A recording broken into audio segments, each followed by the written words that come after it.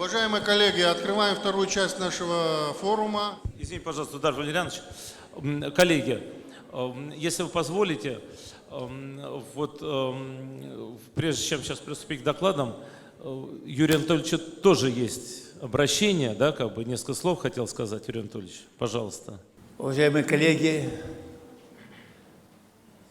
не только министр, но и на сегодняшний день Президиум Российской Академии Естественных Наук высоко оценены такой же наградой, серебряной медалью именно нашего знаменитого академика Павлова, еще два медицинских работника Абхазии.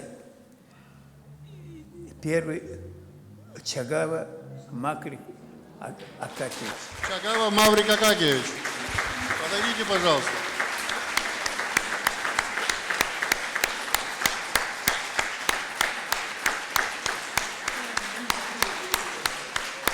Я попрошу также Анатолия Тимофеевича выйти. Евгений. И вас. Ну, вы знаете, что он работал и в России, он и здесь очень много работал. Нужно сказать, что все помнят катастрофическое землетрясение в Армении. Я его очень хорошо помню, потому что тогда встал вопрос о водоснабжении, там были все разрушено, и мы занимались бытовыми водоочистителями, чтобы быстро насытить рынок. А я был знаком с первым, самым молодым министром в Советском Союзе Робертом Маркачатрян, армянин. Он был министром легкой промышленности. И вот он с российской делегацией поехал во Францию, в армянскую диаспору, собирать деньги в помощь. И собрал $80 миллионов. Но самое важное, что было для меня интересно, когда он обратился к Шарлю Азнавуру, Шарль Азнавур отказал. И я сначала возмутился, как так? Армянская диаспора, такой, оказывается, Шарль Азнавур сам самостоятельно взял и построил детскую обувную фабрику в Спитаке, разрушенном от землетрясения. Вот в это же вот время и работал и Маврик в Линакаме, и до апреля 1989 года 4 месяца работал врачом-хирургом в Линакане. Затем в 1991 году он проходил обучение на военно-полевой хирургии по материалам на основе войны во Вьетнаме. Этот опыт помог ему и вот в тех военных событиях, которые состоялись здесь у вас и завершились победой абхазского великого народа. И страна достаточно высоко уже оценила его заслуги за вклад в общую победу, наградив орденом Леона. Но вот после войны он работает в республиканской больнице, 48 лет медицинского стажа. Этому надо поклониться.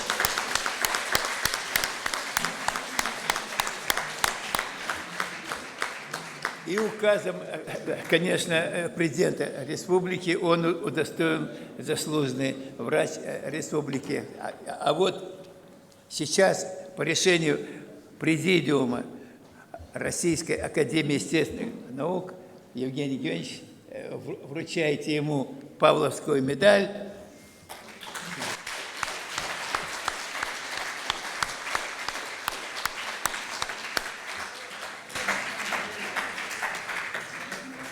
И вы, Анатолий Тимофеевич, диплом.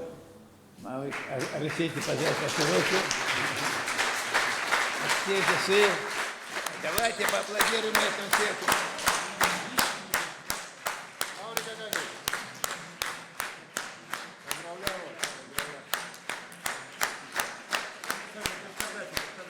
Знаете, я дополню. Да, да. Можно я пару слов скажу о Мавре Какакиче? Маври Какакич человек скромный, и сейчас скромно стоит. Он один из основателей Абхазской хирургической школы. Послевоенные годы, когда был катастрофический дефицит врачей хирургической службы, он возглавил эту службу и по сей день заведует отделением, возглавляет эту хирургическую службу, это направление. Все вы знаете, сколько тысяч, наверное, жизней спас Маври Какакич, работая в республиканской больнице, не говоря о тех сложных периодах, когда во время Отечественной войны народа Абхазии Маври Какакич оказывал помощь, находясь на Восточном фронте. И сегодня продолжает все это делать и пользуется колоссальнейшим авторитетом среди наших коллег. Поздравляю вас.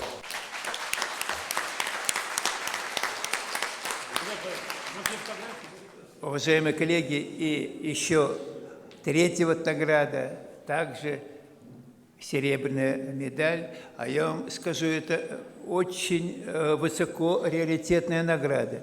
Их изготовлено всего 1000 экземпляров. 25 экземпляров ушло в Соединенные Штаты, часть ушло в Китай, в региональное отделение. В Европу ушло, потому что Российская академия, естественно, создавала и Казахскую академию естественных наук, и Европейскую академию. И там есть медицинские работники, и обращение было администрации выделить им часть таких наград. Так что это очень редкая награда, она не раздается в тысячных экземплярах. Это очень важно. И вот еще одна награда вручается Хатва Эрику Эдуардовичу, вашему главному врачу республиканской больницы. Ну, о нем вы знаете, наверное, уже все. Я скажу, что он работал также и в России, и здесь, и он великий организатор. И вот республиканская больница, она приобретает второе дыхание, а сейчас вот с нашей помощью, нашим сотрудничеством рассчитываем, что это дыхание будет еще более эффективным и слаженным. И вот, учитывая эти заслуги, третья награда, Павловская медаль, вручается вашему главному врачу.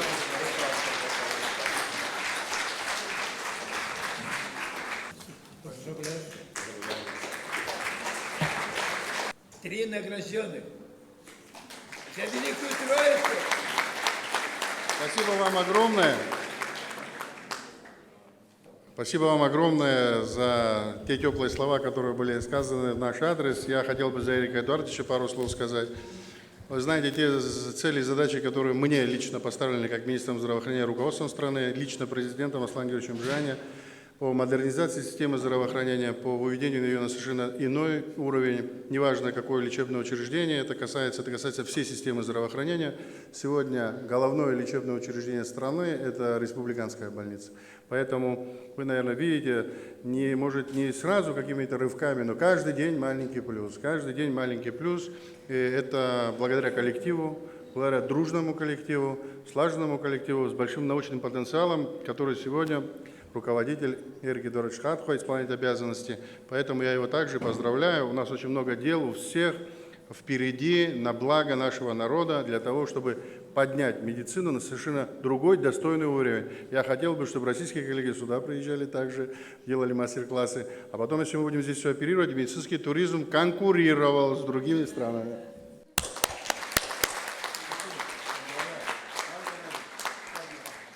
Для доклада приглашается Караулов Александр Викторович, заведующий кафедрой клинической иммунологии и аллергологии, 1 МГМУ имени Сеченова, Минздрава России, заслуженный деятель науки, Российской Федерации, академик Российской Академии Наук, профессор, доктор медицинских наук, Россия, Москва. Уважаемый Эдуард Валерьянович, дорогие коллеги, естественно, начиная с марта 2020 года мы были вовлечены в работу по изучению иммунопатогенеза и иммунопрофилактики COVID-19. Но здесь вот в сегодняшней ситуации по COVID-19 первое место занимает Европа, по летальным исходам основной в американском регионе. Причем вы видите, в нашей стране благополучная ситуация на фоне тех вот изменений, которые происходят слева, видите, красными, это прирост, ну и у нас это наилучшая ситуация. Вот. Но в плане патогенеза я специально вот сделал такую картинку. В основе всего черепаха. Картинку я заимствовал вот из журнала 1877 года. Эвазия вируса SARS-CoV-2 хорошо нам знакомого сегодня, то есть эвазия избегает возможности иммунного контроля. На этом фоне проникновение в оси 2 АПФ2, система ренин-ангиотензин-альдостероновая система является основополагающей, поскольку все вот рецепторы этой системы, они присутствуют на большинстве органов и тканей. Кроме того, точно установлено, что экспрессия рецепторов, она, в общем, во многом определяет и уровень поражения органов. Ну, гипервоспаление – это всем понятная ситуация, не только в отношении COVID-19 и развития тяжелого течения, и гиперкоагуляция – отдельная область, обусловленная иммунотромбозом. Ну и на этом фоне развивается и тяжелое течение с полиорганной недостаточностью и острый респираторный дистресс-синдром, который, в общем, тоже характеризует развитие тяжелого течения COVID-19. Хотел еще представить из одной из наших работ, что, в принципе, все происходит либо благодаря тяжелому течению скрытым генетическим дефектам или предшествующим изменениям в системе иммунитета и приводят к дальнейшим патологическим изменениям и, в частности, индукция аутоантител в процессе развития заболевания. Ну, кроме того, естественно, мы видим прежде всего нарушение интерферонного сигналинга и либо запаздывание этого ответа. А на этом фоне механизм индукции провоспалительных цитокинов и хемокинов не нарушается и функционирует нормально, но, безусловно, в условиях нарастающей вирусной нагрузки он становится постепенно в виде такого гипервоспаления, как мы определяем в виде, скорее всего, постоянного бриза, и в иных случаях он в течение нескольких часов может перейти в цитокиновый шторм. Ну вот здесь одна из работ нашего близких к нам людей. Вот, значит, Анита, жена нашего вот, известного иммунолога Меджитова, который сегодня они проживают и работают в Ельском университете. И здесь как раз 3 варианта. Ну, безусловно, самое распространенное легкое течение у молодых и без каких-то изменений исходных в иммунитете. Дальше идет пожилые 60+, или высокая вирусная нагрузка. И самое тяжелое при наличии генетических мутаций интерфероногенеза, при выработке нейтрализующих антител к интерферону и при наличии особых тяжелых изменений в системе иммунитета. Все сопровождается и Т-лимфопенией, неконтролируемой вирусной репликацией. Но оказалось, и это совершенно четкий факт, подтвержденный более 100 работ в различных странах мира, при раннем назначении терапии рекомбинантными интерферонами, то есть иммунопрофилактическое введение генно-инженерных препаратов интерферона альфа-2b, мы видим восстановление и хороший клиренс вируса и восстановление сниженного ответа Т-клеток. Ну а гуморальный иммунитет, он присутствует на всех этих типах иммунного ответа. Ну и многие наши коллеги четко зафиксировали более низкий уровень интерферона альфа в крови по сравнению с пациентами с COVID-19, которым требовалась только оксигенотерапия. То есть все было хорошо. Если благоприятный исход, то уровень интерферона альфа он возрастает. Во всех странах сейчас существуют интерфероны свои, в России он в виде различных лекарственных форм интерферона альфа-2b с антиоксидантами. И вот здесь целый ряд работ выпущено различными группами российских исследователей. Здесь работники медицинской скорой помощи и в возрасте менее 59 лет. И вы видите введение суппозиториев ректально и гели интерназально, то есть на мукозальный иммунитет влияет полное отсутствие эпизодов респираторных инфекций и важно увеличение секреторного иммуноглобулина А, то есть одного из самых важнейших показателей адекватного ответа на слизистых. Ну и, безусловно, очень хороший такой момент снижения ситуативной личностной тревожности вот в основной группе. Ну и поскольку есть разрешение на этот препарат у новорожденных детей, у матерей, то здесь были проведены и такие работы по изучению 227 пар мать-ребенок, и вы видите значимое уменьшение эпизодов респираторных инфекций у новорожденных детей при профилактическом применении препарата и сокращение до 2 раз продолжительности заболевания, ну и симптоматическая терапия, и, что важно, и так это не нужно назначать, но антибиотики, естественно, не назначались. И в семейных очагах этот препарат разрешен и у беременных, и здесь тоже мы видим индекс профилактической эффективности составил 5, то есть число пациентов, инфицированных SARS-CoV-2 и применявших для профилактики препарат было 5 раз меньше. Ну и в целом 6 раз снижал риск заражения и вакцинированных пациентов. Вы знаете, это отдельная проблема, которой мы остановимся. Ну, каждый, вот я изобразил специально для сегодняшнего собрания, видит то, что может и хочет увидеть в своей жизни. Ну вот мы с моим другом, руководителем иммунологии Венского медицинского университета и заместителем моим по международной лаборатории Рудольфом Валенте, мы проводили такие работы, и оказалось, что в принципе, безусловно, имеет значение только титры иммуноглобулина G, к определенным эпитопам рецептор связывающего домена. И именно если это есть защита к рецептору связывающему домену, то мы здесь и видим высокий уровень нейтрализации вируса. Но оказалось, реально даже при тяжелом течении у 20% перенесших заболевания не образуется этих вот антител. Более того, мы показали, что иммуноглобулина G вырабатывается к свернутой форме, то есть на истинной форме рецептор связывающего домена, а не к отдельным пептидам.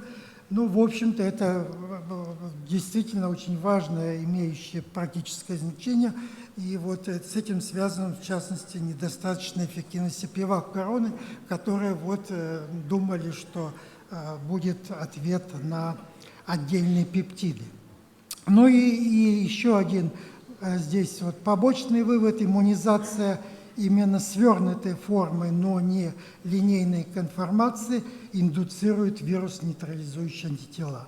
Но вот параллельно выяснилось, что антитела, естественно, исчезают быстро, через 4 месяца, но остается память в виде долгоживущих плазматических клеток костного мозга, и, в общем-то, эта память сохраняется более чем года. Ну и помимо того, есть еще и Т-клетки памяти, и остаются цитоксические Т-лимфоциты, долгоиграющие. Ну и в тяжелом течении есть четкие у нас данные по маркерам, в частности по лимфопении, по маркерам истощения лимфоцитов. Первоначальный момент, связанный с кратковременным гиперстимуляцией лимфоидного ростка, он быстро спадает на нет. И, в общем, все признаки иммунодефицита, и вот на вскрытии наши коллеги видят, в общем-то, гипоплазия лимфоидной ткани, она практически, к сожалению, атрофируется. Ну и увеличение количества нейтрофилов и макрофагов, оно является псевдоувеличением, то есть нейтрофилы, как правило, не это предшественники, незрелые, малоэффективные, а по макрофагам мы видим изменения, в общем-то, их фенотипа, и это касается и бронх-ассоциированной лимфоидной ткани. Ну и, в общем-то, на фоне этого происходит и цитокиновые изменения БРИС, переходящие в шторм, и есть и феномен антителозависимой клеточной цитотоксичности. В то же время такое нарушение синтеза интерферона, безусловно, может быть и скоррегировано, как мы видели, ранним назначением этих препаратов. Ну, еще раз мы подошли к этому со стороны предшествующего иммунного статуса. Он индивидуален для каждого из нас, и вот анализ провели с нашими коллегами сопутствующие заболевания, это и распространенные метаболический синдром ожирения, но и в каждом из этих случаев мы выявляли, наши коллеги, предшествующие исследования, дизрегуляцию лимфоидного миелоидного ростков, и это касалось и первичных иммунодефицитов. Допустим, селективный дефицит ИГА, он присутствует, и даже у нас в нашем Сеченском университете был академик, проживший, имени его названа одна из клиник, у которого был селективный дефицит ИГА. Он об этом узнал поздно, но прожил более 90 лет, и не было каких-то изменений. Этот COVID, как и некоторые другие вирусы, он является тем вирусом, который переводит латентные изменения в иммунитете в клинически значимые. И как раз это заболевание, селективный дефицит ИГА, и является примером того, что, в общем-то, при наличии этого скрытого дефекта мы видим тяжелое течение. Однако не все так плохо, и мы предположили, что есть тип атопической астмы, в частности, в которой лежит TH2 воспаление, он является протективный, то есть способствует течению заболевания. Профессор нашей кафедры Гарольд Ренц, и мы, он был в Ухане с первого дня, и определили и разделили весь мир на те страны, красным здесь слева, где астма является фактором, утяжеляющим течение, и зеленые, вы видите, страны здесь перечислены, где наоборот, астма способствует защите. В чем дело? И наши коллеги опубликовали, естественно, и в Nature, и в нашем ведущем журнале Journal Allergy Clinical Immunology. Здесь показаны наши данные: Москва, Германия, Ухань. Здесь вы видите защитные по сравнению. Если есть астма, то она защищает. А в Стэнфорде, в Калифорнии, она, наоборот, утяжеляет. Дело оказалось очень простым в типе иммунного ответа. В Калифорнии нет выделения общих атопической и неатопической бронхиальной астмы. И туда всех сбрасывают и с ожирением, и с тяжелыми течениями метаболического синдрома, и другими заболеваниями с коморбидностью, включая ХОБЛ, хроническая обструктивная болезнь легких. А это совершенно иной тип ответа.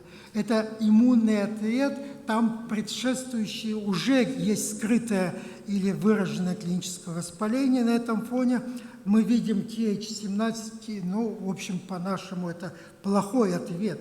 А при атопии, при атопической бронхиальной астме, это редкий случай, мы видим защиту в силу и снижения экспрессии того, в общем, тех рецепторов, через которые происходит заражение у нас в альвеолах, в других органах.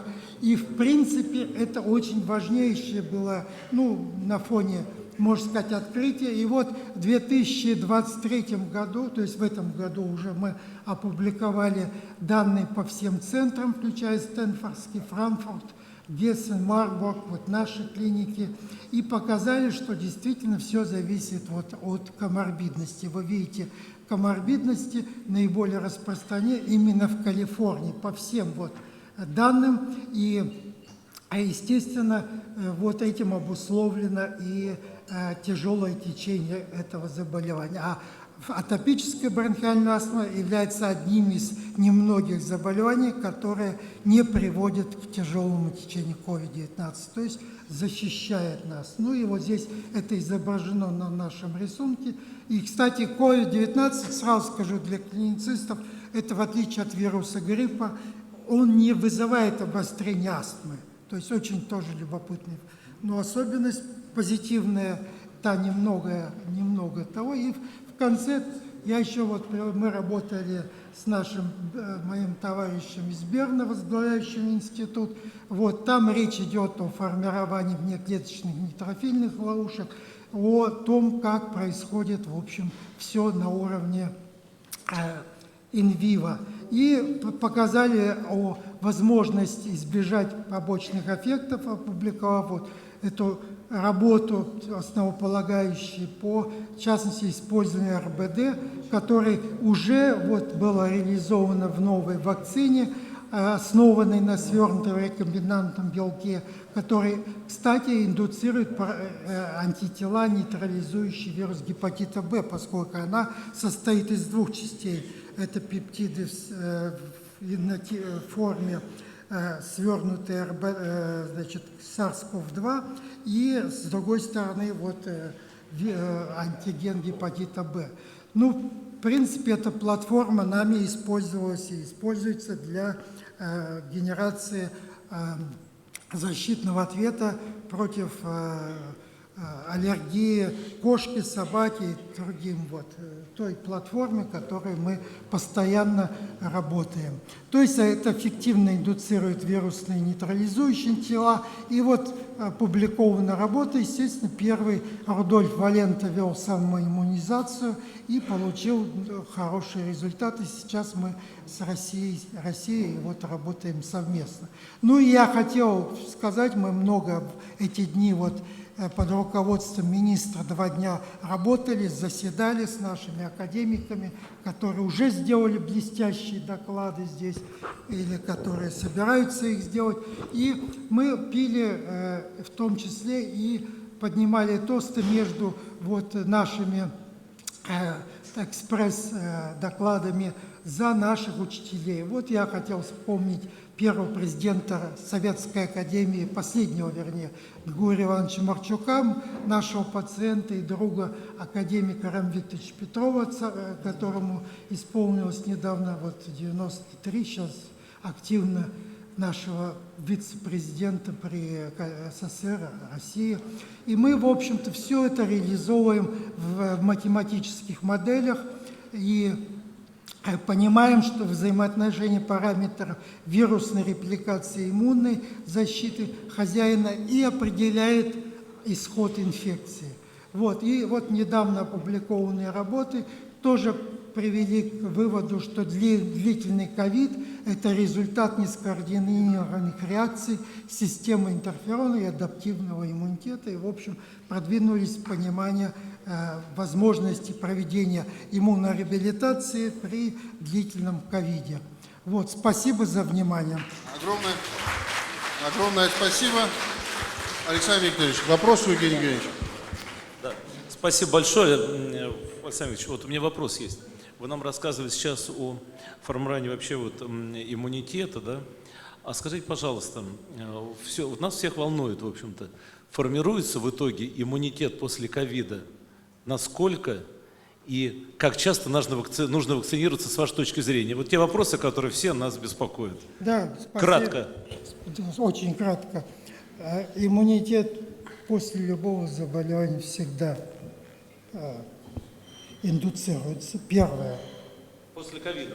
После ковида в том числе это не исключение. Это первое. Второе, значит, Как долго формируется и как часто надо он ревакцинироваться? формируется спустя, разные виды иммунитета формируются по-разному, но если тройный иммунитет связан с рожденными и адаптивными реакциями, то в течение месяца после перенесенного он...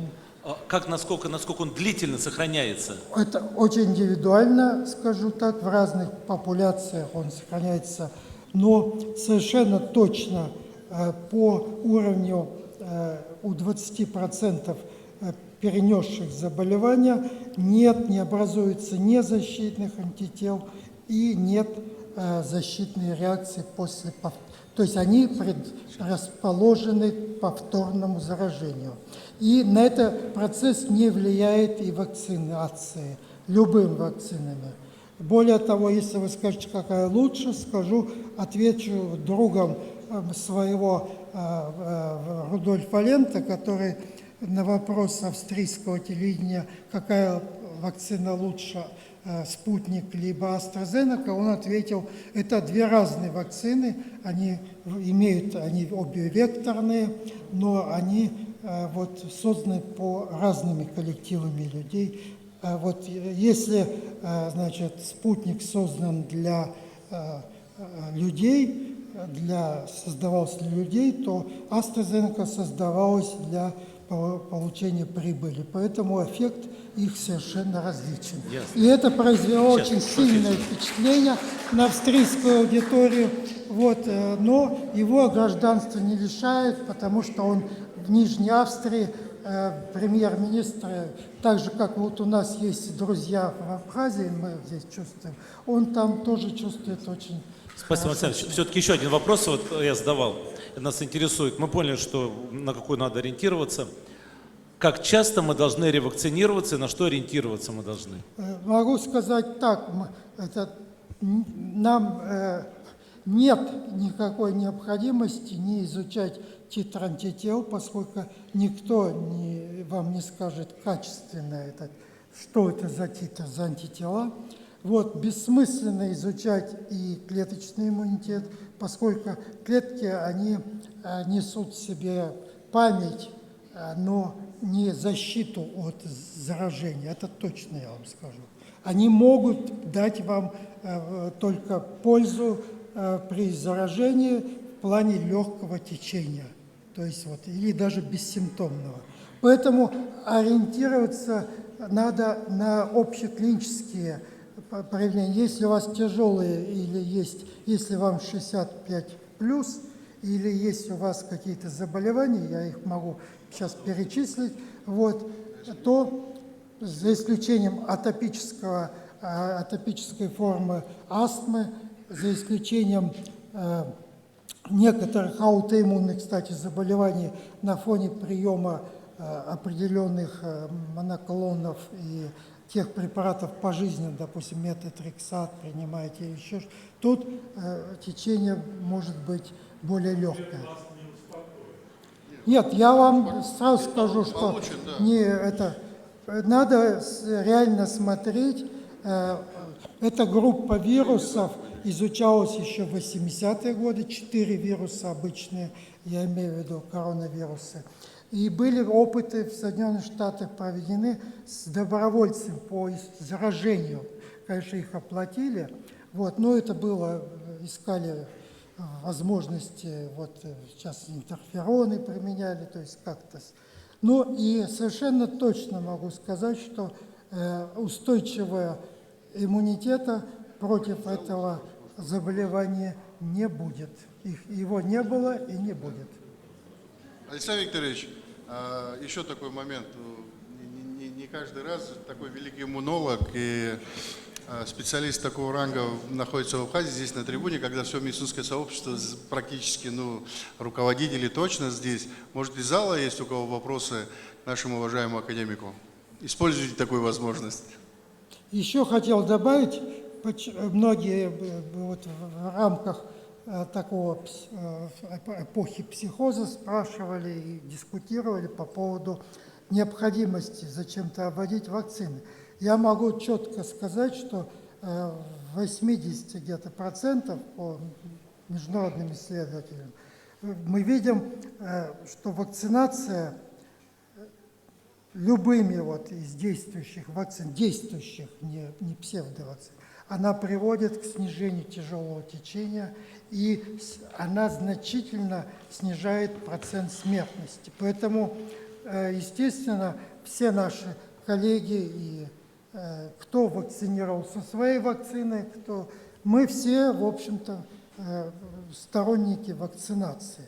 Но имеем в виду, что вот это не защищает, вакцинация не защищает 100%, вообще скажу, от заражения. То есть будет легкое, может, течение, будет бессимптомное течение. И более того, многочисленные исследования вот в ряде стран показывают, что это касается и бустерной вакцинации, то есть оно позитивное. У нас в республике спутник Ви, спутник Лайт, мы вакцинированы. Очень хорошо. И, Вот, в принципе, лично я вакцинирован, и в мои принципе, коллеги. мы очень хорошо относимся и к вакцинам, стимулирующим мукозальный иммунитет, то есть тоже, кстати, спутник.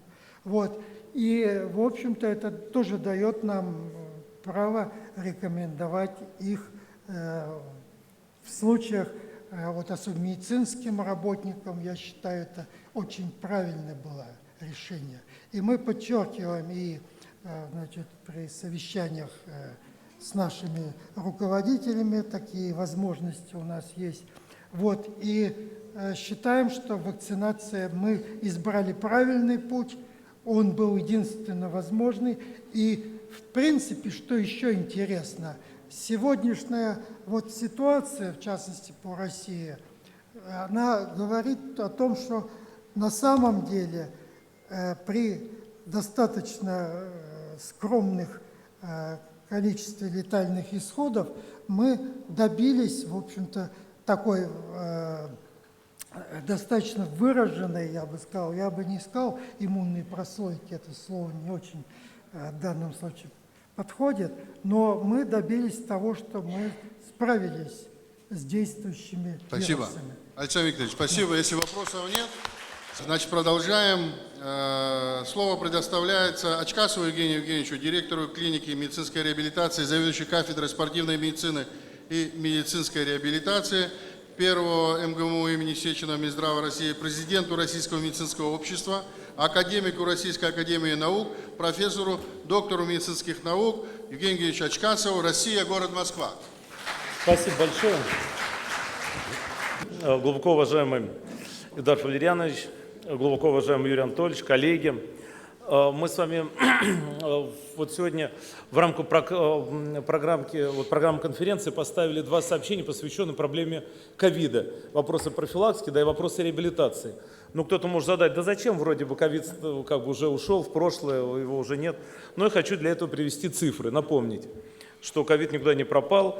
Но вот на 24 апреля, сегодняшнее число, на 11:00, вот статистика свежая, в Российской Федерации выявлено за сутки 4917 случаев, из них госпитализировано 382, значит, это, в общем-то, те тяжелые варианты, и 34 человека умерли. То есть ковид, он присутствует, и поэтому проблема эта остается актуальным. И, в общем-то, мы хотели поделиться с вами нашим опытом на формирование реабилитационных программ при ковиде, наш взгляд. Но вот видите, оказывается, еще в 2003 году уже это все было. И нам это напомнил в одном из своих докладов уважаемый профессор Будко Дмитрий Юрьевич, здесь вот он в зале, наш питерский коллега, я вот позаимствовал его слайд. В общем-то, оказывается, эта история не такая уже и нова, как нам с вами кажется. Издано большое количество различных клинических рекомендаций. И здесь вот сейчас будет несколько слайдов, они такие, знаете, ну как подсказка что ли. Если кому-то будет интересно, мы все слайды останутся, можно их не перефотографировать. И здесь видите, вот постоянно обновляются методические рекомендации по лечению, диагностике и профилактике коронавирусной инфекции. Но там разделу реабилитации посвящено очень мало, буквально там, что надо ее проводить. Вот последние были вот 17-я версия, потом издавались различные, видите, общественные организации, и Союз реабилитологов России издал тоже свои рекомендации, вышло 2 версии, они представлены тоже везде на сайтах соответствующих, вы можете к ним обратиться и получить информацию подробно, все там достаточно расписано. Мне очень импонирует проект клинических рекомендаций, правда, они не были реализованы в сами рекомендации, но проект этот существует под руководством академика Разумова, который одним из первых подготовил такие рекомендации. И там, видите, четко было определено, что с наиболее высокой степенью доказательности к реабилитационным методикам относятся физические упражнения, дыхательная гимнастика при пневмонии, ассоциированной с ковидом. А вот интересно, смотрите, в самом начале пандемии главный реабилитолог Минздрава России Галина Евгеньевна Иванова в своем интервью ответила на вопросы, которые сегодня нас всех волнуют. И она, в общем-то, во многом оказалась права. Смотрите, в тот период еще задавали вопрос ей, каким именно пациентам нужна реабилитация. Она пишет, всем. Она абсолютно права. Ведь не тяжесть ковида определяет, течение ковида определяет, нужна реабилитация или нет. Потому что постковидные осложнения развиваются и при легких формах заболевания. Все мы знаем, что и при легком течении развиваются осложнения по типу синдрома Гиена-Барре, и погибают люди, и становятся инвалидами, я об этом сегодня скажу. Права, Галина Евгеньевна? Пожалуйста, смотрите, вот и задают вопрос тоже. А что принять тем, кто переболел в легкой бессимптомной форме? Тоже необходимо заниматься, в общем-то, реабилитацией и не забывать о дистанционных реабилитационных телемедицинских технологиях. Так мы сегодня это активно используем в реабилитации больных, перенесших ковид, инфекцию. А как долго вот, необходимо проводить реабилитацию? Она пишет 2-3 месяца. А сегодня мы понимаем, что это уже не 2-3 месяца, а это может быть и гораздо дольше. И тот срок длительности постковидного синдрома, никто сегодня не назовет, какой его срок длительности. Это открытый вопрос, поэтому длительно по показаниям. Вот, пожалуйста, Российская академия медицинских наук не осталась в стороне. Именно она была вообще впереди всего вот, как бы, научного такого клинического сообщества. И именно Российская академия наук собрала в начале вот пандемии большое такое количество круглых столов, собраний, где обсуждали проблемы реабилитации. Вот, пожалуйста, Радулов Владимир Иванович Брико, академик Таталян, вот они собирались, Чехонин Владимир Павлович, вот они обсуждали, поэтому можно обратиться. Это, кстати, все выложено в интернете, доступно послушать. Пожалуйста, это как бы справочная информация, по сути дела, дается. Посмотрите. Но мы должны с вами по-разному смотреть, как бы со всех сторон на проблему смотреть, правда? Значит, взгляд должен быть мультидисциплинарный, с какой стороны посмотреть. Вот, кажется, такая интересная картинка я нашел. И вот посмотрите, в период пандемии было проведено 5 больших форумов, онлайн-форумов, посвященных проблемам реабилитации при ковиде, сопредседателями которыми явились ведущие специалисты, в том числе Сергей Никифорович Пузин, который сегодня вот присутствует в зале, и Дмитрий Юрьевич Будко, который в зале сегодня присутствует, академик Лабзин, и доктор наук Фисюн Анатолий Дмитриевич, вот руководители федеральных центров. И за эти 5 конференций в ней приняло участие, видите, представители там 12 тысяч, 40 стран. И вот сайт, я просто вам рекомендую этот сайт просто сфотографировать, зайти там вечером, завтра, сегодня, когда будет время. Это открытое, в свободном доступе, вот эти в прямом записи все конференции, где выступают все ведущие специалисты, в том числе и академик Лядов, который здесь присутствовал, и другие специалисты. Поэтому это такая рабочая версия. Ну, теперь, собственно говоря, стратегия противодействия эпидемии, она не может обойтись без медицинской реабилитации, поэтому вот в этом всем комплексе все равно все заканчивается вопросами реабилитации, чтобы у нас было максимально меньше инвалидов, о чем говорил Сергей Никифорович, и, не дай бог, все это не заканчивалось тем третьим путем, о котором говорил Сергей Никифорович. Вот посмотрите, как развивалась вообще динамика подходов. Я взял эти слайды у Чуланова Владимира Петровича, главного инфекциониста Минздрава. Вот посмотрите, как развивалось количество, например, медицинских препаратов, которые использовались в разных клинических рекомендациях. В первых было вообще 4, а потом смотрите, 22, и смотрите дальше. Вон, видите, как список расширяется. Конечно, мы нарабатываем опыт, получаем новые представления, поэтому все очень динамично, мы должны постоянно общаться, чтобы быть в тренде, понимать вообще о новых тенденциях. Ну, я очень кратко скажу, что напомню о роли вообще вот как бы тропности к эндотелиальным клеткам вируса SARS-CoV-2. И это важно в патогенезе полиорганных поражений, конечно, страдают сосуды. И вот интересно цикл таких макропрепаратов, потом микро в различных органах, вот поражение легких. Это вот слайды предоставил Лев Владимирович Коктурский по моей просьбе к нашему форуму. Вот мы видим, какие изменения происходят макроскопически в легких умерших пациентов с ковидом. Вот такие идут изменения в микроскопически, мы видим поражение альвеол, и, в общем-то, это все является предпосылками к развитию фиброза. В начале пандемии мы говорили, что вначале мы все испугались фиброза, потом стали говорить, да вроде все рассасывается и все благоприятно, а теперь в отдаленном периоде мы понимаем, что нет, не совсем все так благоприятно, и длительно остаются явления фиброза в легких все-таки есть, действительно, это находят и морфологи, и рентгенологи, поэтому не все так бесследно ковид проходит. Ну вот, пожалуйста, также это вот тоже легкие, сейчас пройду дальше. Вот, пожалуйста, то же самое касается миокарда, миокардита. То же самое, вот, миокард микроскопический, тромбоэндокардит, пожалуйста. Вот мы видим изменения в печени, печень страдает. Подробно не буду. Вот, также страдают почки. Конечно, в основе заложено это нарушение микроциркуляции, даже вот с явлениями сепсиса, вот септическая селезенка. А вот интересно, какие же смертельные были осложнения ковида в Москве в первую, вторую, третью волну. Мы видим, они все, в общем-то, сосудистые генезы, инсульт, тромболия легочной артерии, инфаркт миокарда, гангрена конечности, сепсис, гангрена кишки. Вот от чего умирали люди в Москве в разгар пандемии. Вот очень интересный слайд. Мы говорим об остром ковиде, ну, в течение там 2, 3, 4 максимум недель, в общем-то, острый период разрешается. А что дальше? А дальше, так понимаете, как бы возникает лонг-ковид, да, это, и, в общем-то, постковидный синдром, который развивается непосредственно после 12 недель заболевания. Но, вот видите, вроде тут на слайде написано, как бы вниз идет, а где вот эта вот граница внизу, никто не знает. Если мне кто-то подскажет вот эту вот, какую сюда поставить цифру, я, например, не знаю. Поэтому я поставил вопрос длительности и под вопросом. Спектр проблем, понятно, это и респираторная, хроническая усталость, дерматология, настроение поведения, неврология. Ключевые. И я сейчас вам скажу почему. Вот смотрите, постковидный синдром, сколько вот так в процентах, тут немножко разбросано.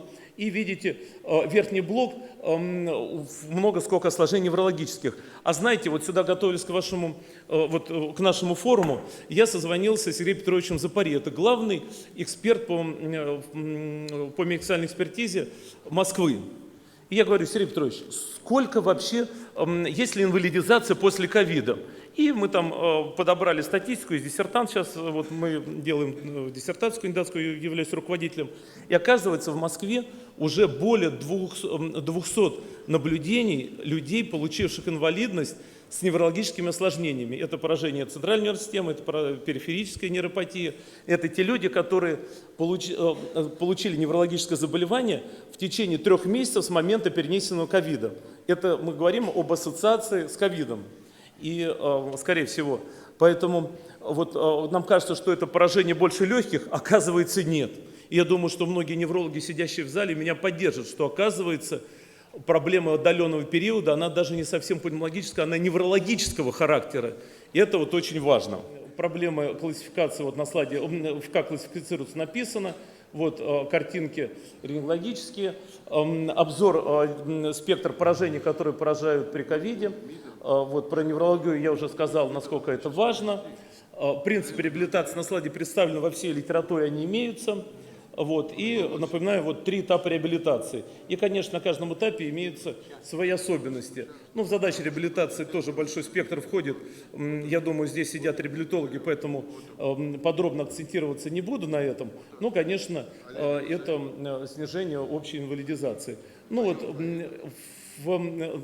на первом этапе это условия инфекционного стационара, реанимация, об этом уже сегодня говорили, лечебная гимнастика основа, массаж. Сложно массировать как бы технически, потому что в СИЗах находится, поэтому аппаратный массаж в электростатическом поле, много вот это все, вот, материал набран на базе нашей кафедры, вот в зале находится Лизавета Сергеевна Конева, да, руководитель Центра реабилитации, и как-то, в общем-то, на ее базе реализуется много сегодня исследований по этой проблематике.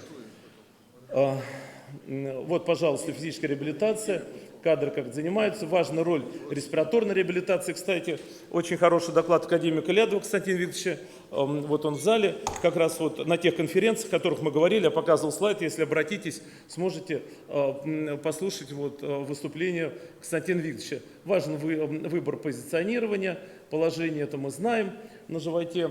Вот экстрапульмональная пневмоперкузия, тоже хорошая технология применяется.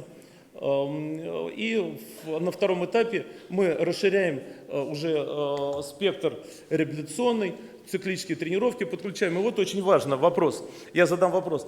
А скажите, пожалуйста, вот циклические тренировки, а мы когда говорим о циклических, а в какой период времени мы должны их делать? Мы часто говорим, надо делать циклические тренировки, это когда надо утром, днем, вечером делать. Вот вопрос в залу к реабилитологам.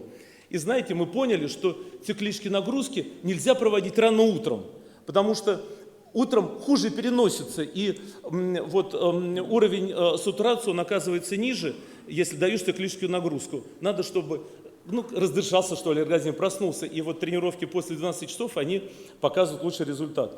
Поэтому вот такие есть наблюдения. Пожалуйста. И, конечно, страдает скелетная мускулатура, многие механизмы, поэтому важно применять в различный комплекс реабилитационной, аппаратной реабилитации, видите, занятия на антикоррекционной дорожке в комплексах ЦИМИЛ, пожалуйста, дистанционной технологии Института кардиологии на Арбате, под руководством Фисюна Анатолия Дмитриевича, конечно, лидеры в этом плане, вот разработали программу COVID-рехаб, физиотерапию тоже важно. Да, гипербарическая оксигенация и кислородно-баротерапия. Очень хорошая методика. Пришла к нам, вообще она из санаторно-курортного лечения, из спортивной медицины, и пришла в ковид. И знаете, один раз выступая на обществе торакальных хирургов, мне задали вопрос.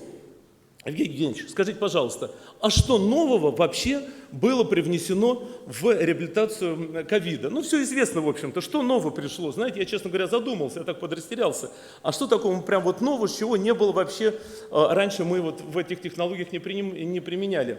И я понял, например, что одна из технологий гипероксические тренировки, пришедшие к нам из спортивной медицины, да, когда тренируются в условиях высокогорья, это пришло в реабилитацию с больных с ковидом.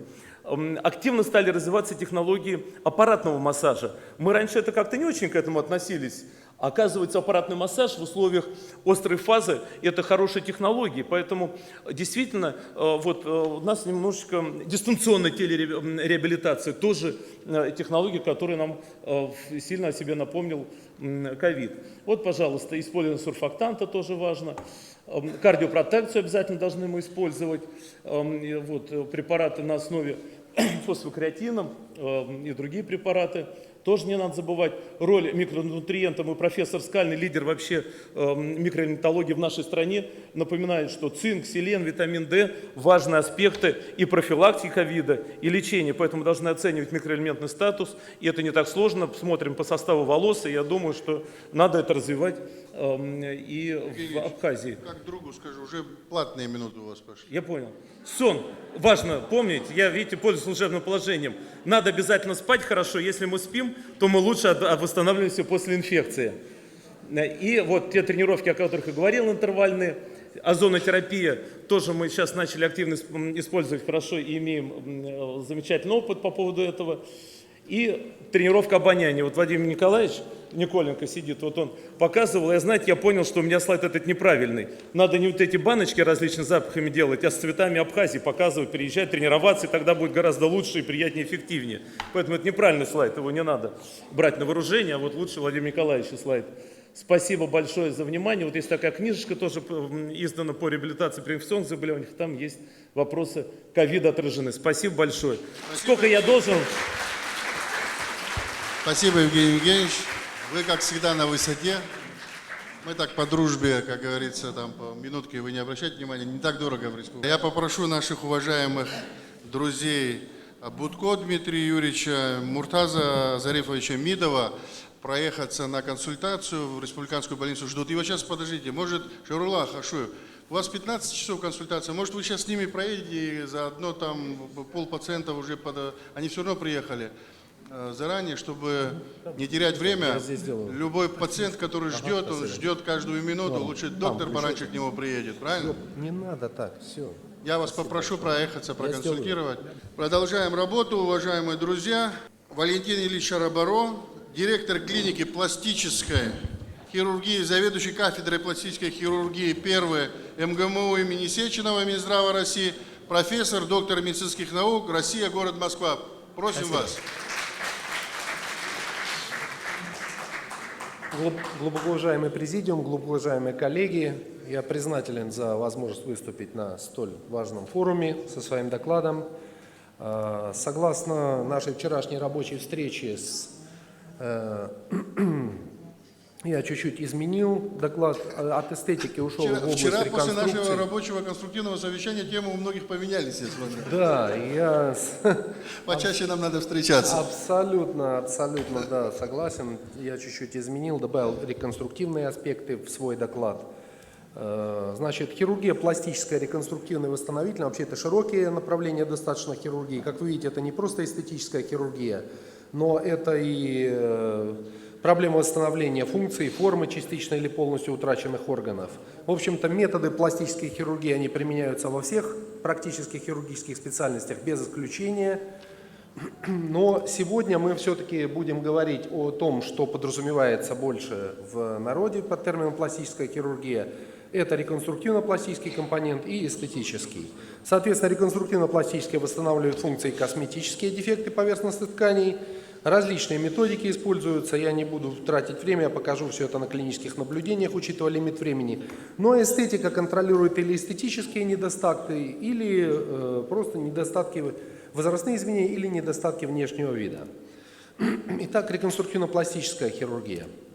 Ну, посмотрите, вот пациент инвалид, то есть он практически не может питаться, выворот век, изъязвление конъюнктивы, то есть серия пластических операций, лазеротерапия, то есть полностью открывается рот, закрываются глаза, восстановлены черты лица. Отсутствие ушной раковины. Также с хрящей реберных мы восстанавливаем, основываясь на другую здоровую ушную раковину. Ожог кислотой, девочка, страдает внешним, пожалуйста, восстановлено без следов практически волосяной покров. Здесь не открывается практически рот, выворот век. Также отсутствие частичного волосяного покрова. Смотрите, восстановлен волосяной покров, брови, нос и нормальное открытие ротовой щели. Также контактная травма, деформация, восстановление. Сгибательная контрактура шеи, очень тяжелые последствия. Лоскутная пластика, восстановление, практически полное разгибание шеи. И, в общем-то, кажется, вот поступает такой пациент, да, кажется, ну что можно сделать, как можно вернуть к полноценной социальной жизни? Можно. Можно с помощью хирургии и современных косметологических технологий. Пациенты возвращаются к полноценному социуму. Я извиняюсь, это одноэтапно и несколько этапов. Абсолютно вы правы. Хирург всегда многоэтапно, к сожалению. Реабилитация занимает 2-3 года. Травма, когда отсутствует практически часть мозгового черепа, кажется, вот, то есть человек страдает, у человека нет кости, которая покрывает мозг. То есть восстанавливаем, ставим различные имплантаты и восстанавливаем как можно волосяной покров. Пожалуйста, также мозговая грыжа. Человеку просто опасно жить. За 3 этапа полностью восстановлен волосяной покров, поставлена титановая конструкция, и человек полноценно член нашего общества. Раневые дефекты. Также современная пластическая хирургия практически восстанавливает их без последствий, без следов. Вы видите эту глубокую рану, вы видите человека после восстановления, никаких следов вы практически не видите. Человека, казалось бы, кто-то не заметен, но у человека двоение в глазах, то есть когда разница в уровне глаз больше 2 мм, двоение, то есть также реконструкция дна орбиты, постановка глаз на один уровень, и человек уже перестает двоиться и полноценное восстановление. Огнестрельное ранение также вы видите, деформация тканей, дефект тканей лица. Пожалуйста, 2 это операции и восстановление. Дефект челюстей также полноценно восстанавливается. Укус, отсутствие носа, любой, в данном случае собственная собака, вот, то есть отсутствие носа, пожалуйста, лобный лоскут прекрасно делает свое дело, и, в общем-то, в комбинации с пересадкой хрящей и собственных ребер восстановлен нос. Травма также, дефект для девушки очень значимый, полное становление, сосудистые мальформации, я пройду коротко, до-после. Пигментное новообразование, вот контрактура сустава, человек практически инвалидизирован. После вот контрактура локтевого сустава, действует контрактура Дюпюйтрена, то есть сейчас так же, как и в других специальностях, эндоскопически это делается, то есть практически без разрезов, без следов, функция кистей. Синдактилии, вот, тяжелая инвалидизация, отсутствие сухожилий-разгибателей, активные движения в проксимальных межфаланговых суставах отсутствуют, как и в пястно-фаланговых. Посмотрите, это пассивные движения, активных движений нет. Пластика сухожилий-разгибателей, дистракция костная и лоскутное восстановление тыльной поверхности кисти. В общем-то, полностью практически восстанавливаются функции кисти у пациента. Ну, дефекты и раны. Перекрестная пластика. Посмотрите, эта девочка инвалидизирована практически, нет пальцев. Идет полицизация первого пальца. Сгибатель перемещается в приводящее положение, разгибатель в отводящее. И, в общем-то, человек получает возможность захвата, и мы выписываем, человек дальше разрабатывает, чтобы восстановить хотя бы функцию захвата кисти. Да, реконструкция нижних конечностей, то есть возможности реконструктивной хирургии, они достаточно широки. Ну какая же пластическая хирургия без эстетики и красоты? Вот мы видим, в общем-то, лицо. Мы видим, достаточно нам увидеть глаз, чтобы понять примерно возраст этого человека, да, и оценить, в общем-то, ну, насколько интересен человек, да. Вот омолаживающая операция, да, и посмотрите, насколько глаза стали красивыми, молодыми, насколько заиграло все лицо, да.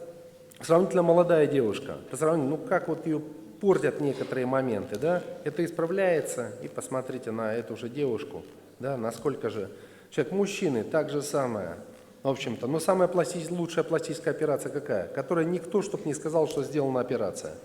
То есть идет омоложение примерно на 15 лет и без следов практически. Молодая девчонка, студентка, обращается, потому что ее, в общем-то, дразнит, что ну, вид у нее такой, как будто она, в общем-то, не досыпает. Вот.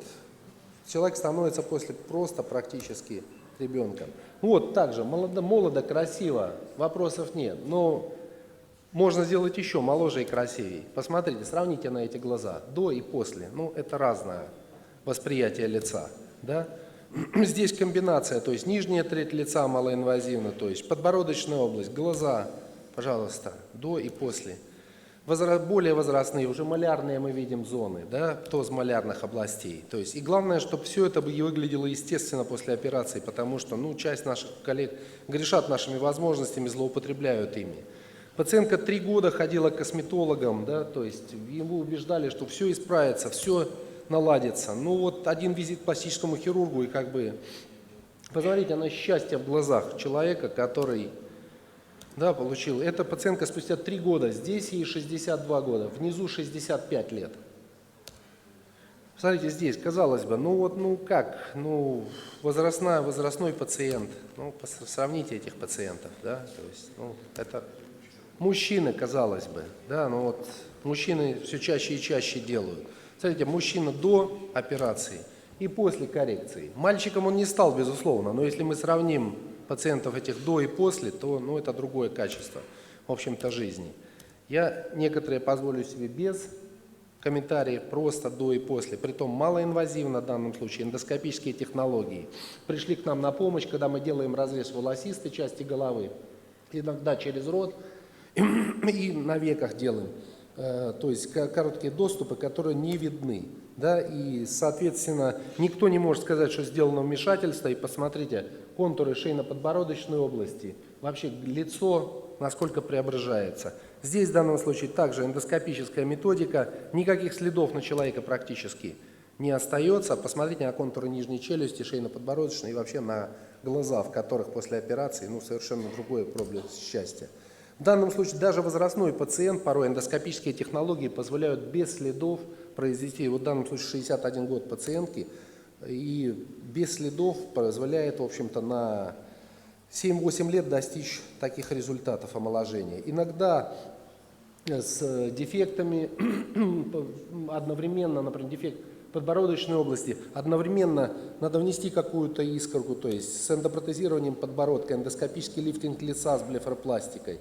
То есть человек совершенно по-другому начинает выглядеть. Мужчины также, как я говорил, нередко обращаются за помощью. Да, посмотрите на шею, шейно-подбородочный угол. Вроде все как бы, вот с методик, пожалуйста, позволяют полностью. Это коллега наша. Вот вроде с 53 года этой пациентки. В принципе, тяжело сказать, что ей 53 года на данную снимку. Ну, в общем-то, носы. Носы – это отдельная также категория. Операция должна быть сделана так, чтобы восстановить носовое дыхание и исправить дефект носа. В общем-то, костный, хрящевой нос, как вы видите. Изменение проекции, коррекция спинки. Вот вид до пациентки. Видите, боковая девиация носика. Кончик, то есть, пожалуйста. После мужчины также часто, в общем-то, обращается за коррекцией носа, чтобы нос был после естественный, никто не сказал, что сделана эта пластика. Да. Также горбинка, асимметрия, которая видна на helicopter-view, то есть нос чуть-чуть клюет после операции. Все доступы в носу, ничего снаружи нет. В общем-то, достаточно взрослые, как видите, пациенты. Одновременно с восстановлением дыхания они обращаются за тем, чтобы улучшить форму носа. И посмотрите, вот сравнительно молодая пациентка, 41 год, да, вот вмешательство на веках и на носу. Посмотрите на эту девушку, которой вы никогда не скажете, что после операции, в общем-то, ее реальный возраст. Изменена форма носика, омоложены веки, и, в общем-то, 41-летний пациент уже не смотрится как пациент 41 года. Также, в общем-то, пациенты этой категории, также веки сделаны одновременно с носом. Посмотрите, насколько заиграли черты лица после небольших вмешательств. Уши также значимо изменяют облик человека, отопластика, да? То есть порой пациентов на паспортном контроле останавливает. Дети часто, в общем-то, обращаются, это член сборной команды юношеской страны по гимнастике. Ну и грудь, конечно, куда же пластическая хирургия без груди. Многие также хотят красивую грудь, без следов после операции, различные доступы, различные ситуации. Я пройду быстро, не акцентируя. В общем-то, используем и импланты, и собственную жировую клетчатку, у кого измазано. Неважно, асимметрия, если асимметрия, мы ее корректируем, выравниваем. В общем-то, здесь достаточно тяжелая грудь, то есть и тубулярная деформация груди, асимметрия груди. Пожалуйста, после асимметрия, после восстановления, также коррекция ошибок здесь. Также до и после выравнивается асимметрия. Возрастной птоз, казалось бы, невозможно без имплантов сделать. Нет, можно, если все ткани переместить, все ткани собрать, пожалуйста. То есть достаточно приемлемая форма груди без имплантов, асимметрии. То есть, пожалуйста, вот наша коллега доктор обратилась, то есть здесь гипотроз, здесь птоз и тубулярная деформация. На одной стороне, естественно, имплант, на другой просто сформирование собственной ткани. Порой пациентки после массивных похуданий обращаются, то есть вот тяжелая деформация, тубулярная грудь, то есть не с чем, надо эту грудь расправить на имплантах. Да, также асимметрия, молодые девчонки. В общем-то, вот неправильно выполненная пластическая операция, неправильно стоящая, также, в общем-то, исправляется, и форма груди становится правильной, естественной, замена круглых на анатомические при ситуации. Да. Редукции, достаточно частая операция. Пациентам просто намного проще становится жить и двигаться. Вот девчонке 27 лет, посмотрите, насколько, в общем-то, не просто жить с такой грудью, да, и вид ее до, после операции. Ну, это редукционные мамопластики. Одновременно с подъемом выполняется, в общем-то, формирование правильной, аккуратной формы молочной железы. Это, кстати, дочь, затем выполнила операцию дочь, затем привела маму, учительница. В общем-то, животы также важная часть нашей составляющей, да, то есть до и после, также, чтобы не было желательных следов после данного вмешательства, даже вот такой вот. Это последствия большого спорта, олимпийская чемпионка Советского Союза. Вот, до и после вмешательства. Вот все, что ниже на линии, это мы удаляем, да. Животы послеродовые также имеют право, вот посмотрите, здесь так же самое. Одновременно с липосакцией достаточно посмотрите, насколько возрастает качество жизни этого человека. После массивных похуданий, как вы видите, также приходят к нам, то есть и важно, чтобы тоже рубчики в скрытых областях, чтобы они были не видны. Мужчины также обращаются после массивных похуданий. Также, в общем-то, это наша, вот насколько провисают плечи, насколько провисает грудь, вот также после вмешательства плечи. Также липосакция. Липосакция, сейчас ультразвуковые методики, силовые методики липосакции, которые позволяют контурировать прямые мышцы живота, контурировать контуры и практически, в общем-то, в день операции вечером отпустить домой. Липоскульптура, то есть берем в областях, где не нужен жир, вводим туда, куда пациент желает, например, ягодичные области, и насколько изменяется контур человека, да, то есть не было ягодиц, практически были отложения в поясничных областях, появились ягодицы, исчезли отложения. Контурирование, также липомоделирование ягодичных областей, посмотрите, до и после, в общем-то, убираем откуда не надо, вводим туда, куда пациент желает. Вот, да, такие комплексные, это, в общем-то, и для улучшения качества жизни пациента, да, то есть очень тяжело жить, все мокнет, в общем-то, тяжело ходить, да, после совершенно другое качество жизни у этой пациентки, пациентка, кстати, 54 лет, сравнительно, в общем-то, не в возрасте, голени также, посмотрите, насколько, и нет следов, насколько голени меняются, насколько хорошо, в общем-то, хороши результаты при комплексной. Вот приходит такая пациентка, да, к пластическому хирургу и говорит, что я вот как бы, хочу, чтобы вы мне помогли, в общем-то, другое качество жизни, другой социум. И постепенно мы с современными методиками, к счастью, в состоянии привести этого же человека, это одна и та же пациентка, на фото до слева и на фото после справа. Естественно, у этих пациентов совершенно другое качество жизни после того, как вмешивается моя любимая специальность – пластическая хирургия. Спасибо за внимание. Готов ответить на вопросы. Спасибо. Уважаемые коллеги, приглашается на доклад Отерба Олег Игоревич, врач-нейрохирург, отделение нейрохирургии, Республиканская больница, Республика Абхазия, город Сухум. Глубоко уважаемые гости столицы, участники, слушатели конференции, мы рады вас приветствовать на первом медицинском форуме. Нам очень приятно и лестно внимание Российской академии наук в адрес нашей системы здравоохранения. Хотелось бы отдельно поблагодарить всех организаторов данного форума. Мы очень надеемся, что в обозримом будущем такого рода встречи для нас уже станут обыденным делом. А с нашей стороны мы обещаем более тщательно к ним готовиться. Значит, столь именитым гостям ничего нового, я думаю, мы рассказать не смогли, потому подготовили доклад о структуре организации нейрохирургической помощи, чтобы показать наши подходы, методику, которая, к сожалению, адаптирована под ту материально-техническую базу, которая у нас имеется сейчас. И чтобы не быть голословными, несколько клинических случаев продемонстрировано. Немножечко истории. Отделение наше было основано в 1997 году отцом Иоанном. Это настоятель православного храма равноапостольных святых царей Константина и царицы его Елены. В миру это Александр Васильевич Свинухов, кавалер ордена Заслуги перед Отечеством, человек, который продолжает трудиться в нашем отделении, возглавляя его. Стаж хирургии его, кстати, стоит отметить, с 1900.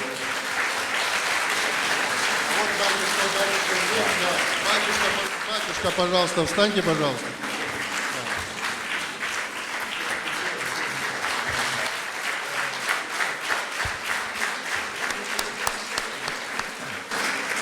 Спасибо.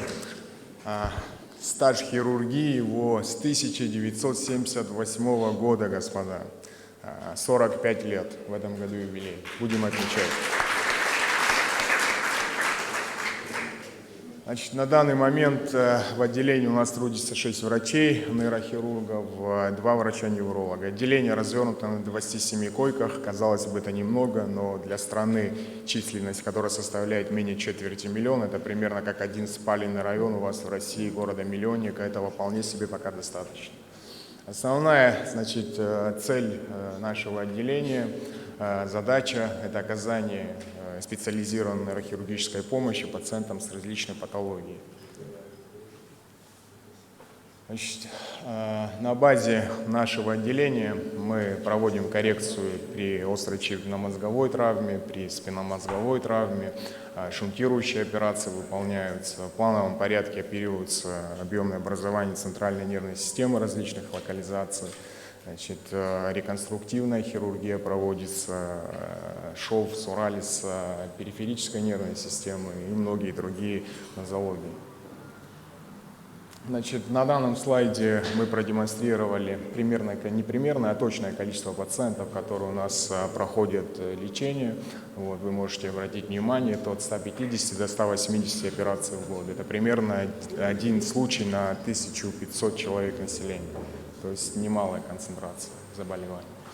Вот. В 2022 году, в частности, было выполнено 177 операций. Большинство из них, конечно, это дегенеративные заболевания различных уровней поясничного шейного отделов позвоночного столба. И на втором месте, к сожалению, пока что стоят травмы центральной нервной системы, механизм травмы различен. Далее мы решили продемонстрировать клинические случаи, чем мы все-таки занимаемся у себя в отделении, как это проходит, ну и свою методологию какую-то. Как пример, случай с пациентом, выполнена операция вентрикулоперитониального шунтирования.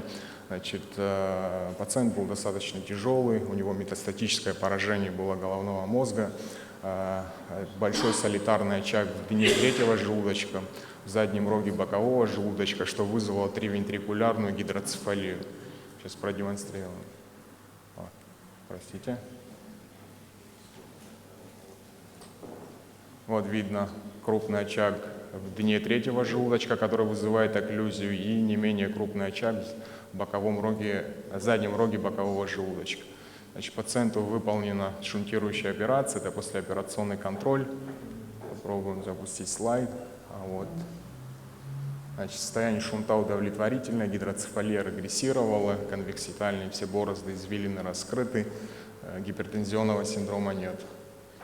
Следующая пациентка тоже как пример шунтирующей операции, поступала в крайне тяжелом состоянии, на уровень сознания кома. У этой пациентки уже тетравентрикулярная, то есть все 4 желудочка мозга задействованы гидроцефалия, она называется резорптивной, после перенесенного тяжелого менингоэнцефалита. Ее еще оперировали в советские времена, заболела она от 89 года, по-моему, да, 89 года. Тогда, к сожалению, шунт-системы были не топ-качества, так сказать, соответственно, они периодически забивались, достаточно было несчастной заболеть ОРВИ или еще чем-то, и она попадала на решунтирование. Мы же ей уже установили топовую систему B-Brown, с которой она уже живет пару лет минимум, соответственно, никаких проблем нет. До операции вы можете посмотреть, значит, первый слайд, вот это темное пятно, которое мы видим, это как раз гидроцефалия, ликвор, мозга практически не видно, и посмотрите на втором слайде, вот система у него стоит 15 мм водного столба, это примерно шунт среднего давления. Значит, это пример операции, которую мы выполняем при травмах позвоночного столба, транспедикулярная фиксация. На первом слайде видно компрессионный перелом первого поясничного позвонка, субтотальной компрессии. Значит, перелом был 3-й степени с вовлечением всех 3 колонн. установлена 8-винтовая система. В таких ситуациях вообще рекомендовано во всем мире делать дорзовентродорзальную коррекцию, то есть за брюшинным доступом удалять тело позвонка, устанавливать меш. Но это только в той ситуации, если интраоперационно не удалось дать адекватную дистракцию. Но в этой ситуации ангуляция была разрешена, и, соответственно, делать вторую массивную операцию с большой кровопотерей необходимости не было. Так, вот тоже достаточно интересный случай. Это совсем юный пациент, 17 лет, механизм травмы ныряние в пресную воду с высоты более 3 метров, осложненный перелом пятого шейного позвонка с клинической картиной восходящего отека. Значит, поступал он с тетраплегией, где-то с 4-го шейного сегмента анестезия полная. Ему была выполнена декомпрессивная корпоректомия, то есть тело позвонка тотально удалено, установлен меш, который забит самой костной стружкой тела позвонка, которое было удалено, установлена двухуровневая шейная пластина. Так, тоже достаточно интересный случай, это уже пример хирургии дегенеративных заболеваний шейного отдела позвоночника, тоже достаточно такой своеобразный был пациент. Поступал он с клиникой миелопатии, с нижним парапарезом легким на МРТ-сканах. Вот она, грыжа была, она была уровнем выше, к сожалению, она мигрировала вниз, вызвала сдавление спинного мозга на уровне шейного отдела, что и привело к тяжелым последствиям. Пациенту была также выполнена декомпрессионная корпоректомия, то есть тело позвонка удалено, установлен протез из титановой сетки меш и установлено, все это скреплено передней шейной пластиной. Кстати, пациента мы реабилитировали минимум полгода, он ранее занимался тяжелым трудом, но вернулся к труду абсолютно адаптирован к социуму. Это уже пример малоинвазивной хирургии, так называемая вертебропластика при различных поражениях опухолевых тел позвонков. Под местной анестезией мы это делаем, хотя хирургия гласит no pain, но пациенты, как правило, ничего не чувствуют. Мы обкалываем ножку позвонка лидокаином или норапином, проводим специальной тракарной иглой. У этой пациентки опухоль была доброкачественная, она цитологически, гистологически подтверждена, гемангиолипома была. На вот этом слайде, но здесь, к сожалению, плохо видно, это уже послеоперационный контроль, можете обратить внимание, цемент застыл, и он полностью закрыл вот эту зону дефекта. Чем же эти процессы патологически опасны, особенно для людей молодого возраста, активных, может произойти так называемый перелом патологический тела позвонка, во избежание его мы, значит, пломбируем это вот таким вот костным цементом. Это one-day surgery, так называемый. Пациент поступает с утра, в течение дня сдаются минимально клинически необходимые анализы крови и мочи, подается в операционную, после операции час в горизонтальном положении, потом, соответственно, пациент уже на своих ногах уходит домой. Можно и при метастатических поражениях опухоли мы применяем такую же методологию. Значит, это пример тоже малоинвазивной хирургии, так называемая радиочастотная абляция. Она у нас абсолютно социально ориентирована, эта операция, хотя в России, допустим, эти операции проводятся только по ВМП, оформляются внутренние квоты или в частном порядке. Абляция одной зоны стоит, там, в зависимости от региона, от 15 до 50 тысяч рублей, а при абляции мы делаем там, 5-6, бывает до 8 зон, то есть суммы получаются сумасшедшими. Как правило, там пользуются этим офисмены, активные люди, а мы здесь это делаем социально уязвимому классу, потому что людям тяжело проходить, финансово тяжело, 2-3 курса лечения в год, а после этой процедуры они обезболиваются, тотально обезболиваются до 12 месяцев минимум. Вот. Случай этот тоже был достаточно интересный. Пациент после перенесенного гематогенного спондилодисцита, мы его реабилитировали 3 месяца костными антибиотиками. Болевой синдром был стойкий, ходить не мог, соответственно, после процедуры он полностью восстановился. Это уже пример, достаточно известная, интересная пациентка была, мы с ней знакомы с 2014 года. У него была агрессивная опухоль тела седьмого грудного позвонка. так называемая агрессивная гемангиома, которая вызвала патологический перелом, была прооперирована, установлена ей была система, значит, Страйкер для начала, с пироторакотомным доступом удален сломанный позвонок, установлена меш, установлена система. Интерес ее в том, что сейчас она часть системы у нее Страйкер, а другая часть Бибраун. То есть она периодически ломает винты. Вот здесь вот лазерной указкой показываю перелом винта, на рентгене видно. Вот. Нам пришлось менять систему, полностью снимать часть винтов, чтобы посадочное гнездо совпадало с паравертебральной штангой. То есть как сборная солянка такая получилась пациентка. Это демонстрация того, как это выглядит, насколько это обширные операции, большие по объему. Это уже пример хирургии острых нарушений мозгового кровообращения. Кстати, пациент был коллега наш, заведующий отделением детской неврологии в одной из то ли районных, то ли областных больниц города Воронеж. Приехал погостить к нам, на сутки куда-то пропал. Потом его нашли в бессознательном состоянии. Был доставлен к нам с уровнем сознания кома.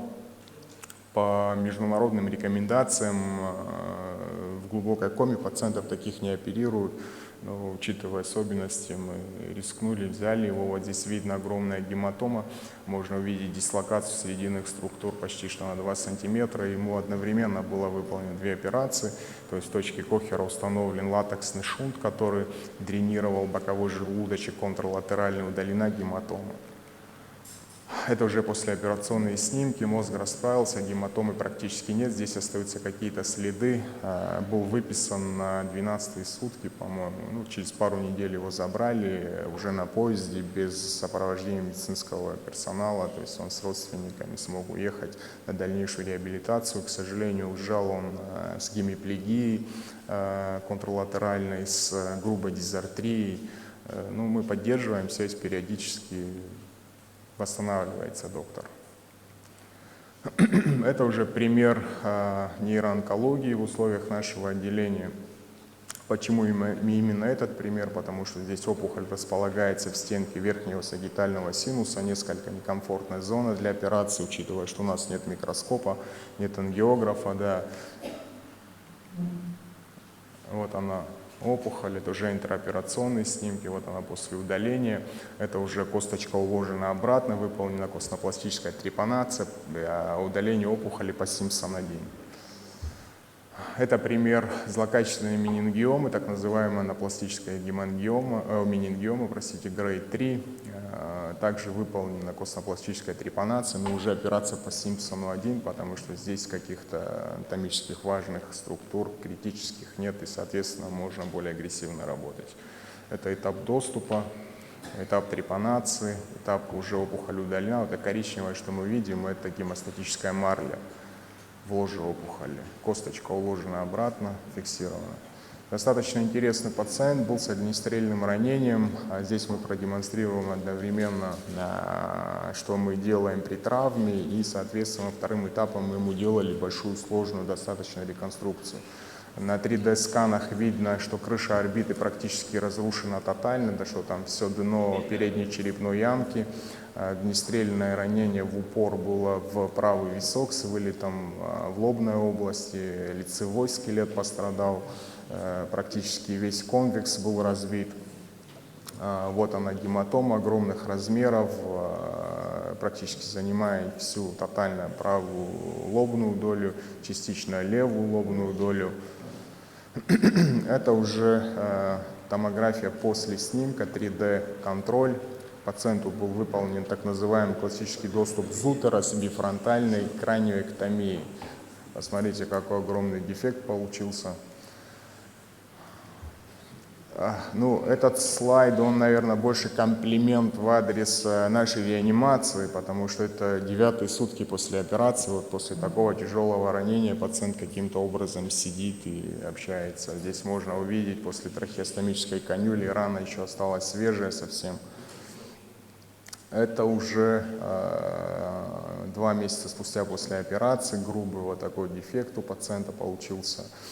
Дефект очень обширный, большой, смоделировать интраоперационно пластину было невозможно, потому мы согласовали ее с Институтом 3D-технологий в Москве. Сперва нам было отказано, потому что они работают только по квотам с Институтом Бурденко.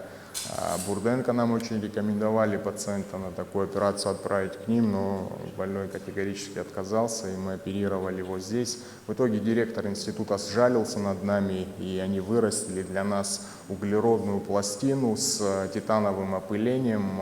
Это нужно для того, чтобы раны хорошо заживали. Значит, мы сделали ему компьютерную томографию костей черепа на основании 3D-модели с дефектами его же костей. Уже на специальном 3D-принтере медицинском была выращена вот эта пластина. Выращивали ее, кстати, 3 недели. Вот это уже этап установки самой пластины. Такая вот.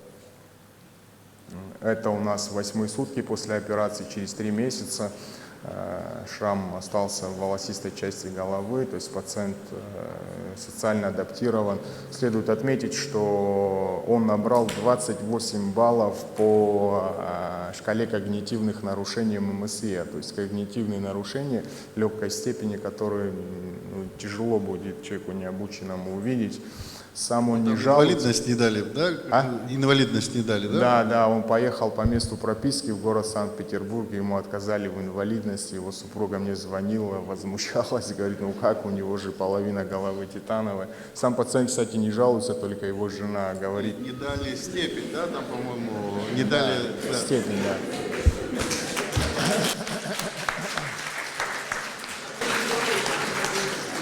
Соль случая в том, что после этого случая, это уже такая шутка, может быть, немного не в тему, много желающих к нам обратились за хирургической коррекцией мужских проблем, потому что супруга его жаловалась на булимию и на чрезмерное либидо. Так, ну и пример того, что не всегда у нас есть такая материальная возможность заказывать пациентам какие-то модные 3D-пластины, которые стоят, простите, как крыло самолета, и мы еще делаем классические дефекты, краниопластики классические. Вот. На этом слайде клинический случай с пациентом. Молодой пациент, достаточно невезучий. В течение 8 месяцев мы его оперировали 3 раза. Первый раз по поводу компрессионного перелома в результате ДТП, 5-й грудной позвонок. Второй раз мы ему делали декомпрессивную трепанацию, краниоктомию по поводу черепно-мозговой травмы, тоже в результате ДТП. И 3-я операция, вот она продемонстрирована на слайде, уже мы закрывали дефект черепа. Костную пластинку, которую мы удалили, это теменная височная часть лобной кости. Чтобы она не портилась, обычно ее везде в мире кладут в холодильники, но у нас-то большие проблемы с электричеством из-за веерных отключений. Мы ее имплантировали подкожно-жировую клетчатку бедра. Вот оно. Значит, он с ней в бедре ходил 3 месяца, нежелательно более 3 месяцев ходить, потому что локусы гистосовместимости потом могут не совпасть, и костная пластинка может начать лизироваться.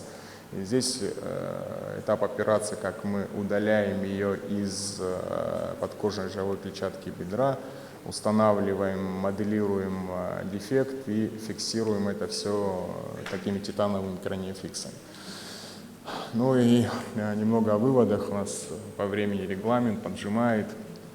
В среднем из Абхазии у нас примерно от 10 до 20 пациентов утекает по квотам республиканским на хирургию в сопредельные государства, дружественные Россию, но дружба дружбой, а бюджет и средства, как говорится, это все стоит достаточно больших денег. Нематериальных активов у нас, к счастью, достаточно.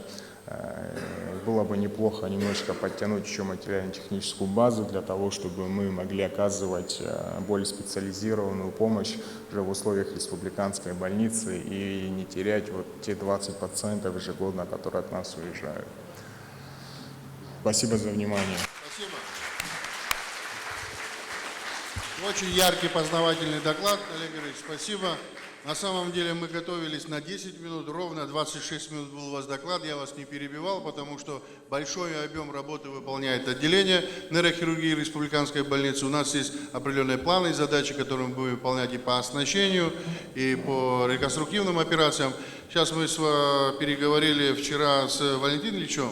Леонид Ильич, по поводу реконструктивных операций, вы видите, да, какой объем сделан у нас здесь местными нашими коллегами в наших условиях. Поэтому я думаю, что вот то взаимодействие, о котором мы переговорили вчера и сегодня, и в будущем завтра мы заложим в резолюцию нашего форума, это все будет закреплено, правильно? И будем взаимодействовать, потому что проще здесь сегодня соперировать такого рода пациентов, которые вы увидели, и пациенту легче, и выезжать тоже, да, и плановые какие-то операции. Спасибо. Работаем дальше. Уважаемые коллеги, слово предоставляется Юрию Ивановичу Пиголкину, заведующему кафедрой судебной медицины 1 МГМУ имени Сеченова Минздрава России, заслуженному врачу Российской Федерации, член-корреспонденту Российской Академии Наук, профессору, доктору медицинских наук, Россия, город Москва. Пожалуйста. Спасибо большое, уважаемый Эдуард Валерьянович, президиум, уважаемые гости, участники конференции. Безусловно, я преклоняю голову за тот стоическое терпение, с которым вы выслушиваете высокие научные положения или разные мысли, причем для каждого из нас они выстраданные. Мы считаем, что это вы должны обязательно услышать, вы без этого не обойдетесь. Но некоторые очень далеко от этого, для них очень трудно это выслушивать. Вместе с тем, безусловно, что можно взять? Тот системный подход, который представляет каждый докладчик, взять то рационально необходимое, то, что для вас нужно. Можно не погружаться в детали, а в целом воспринять то, о чем мы говорим.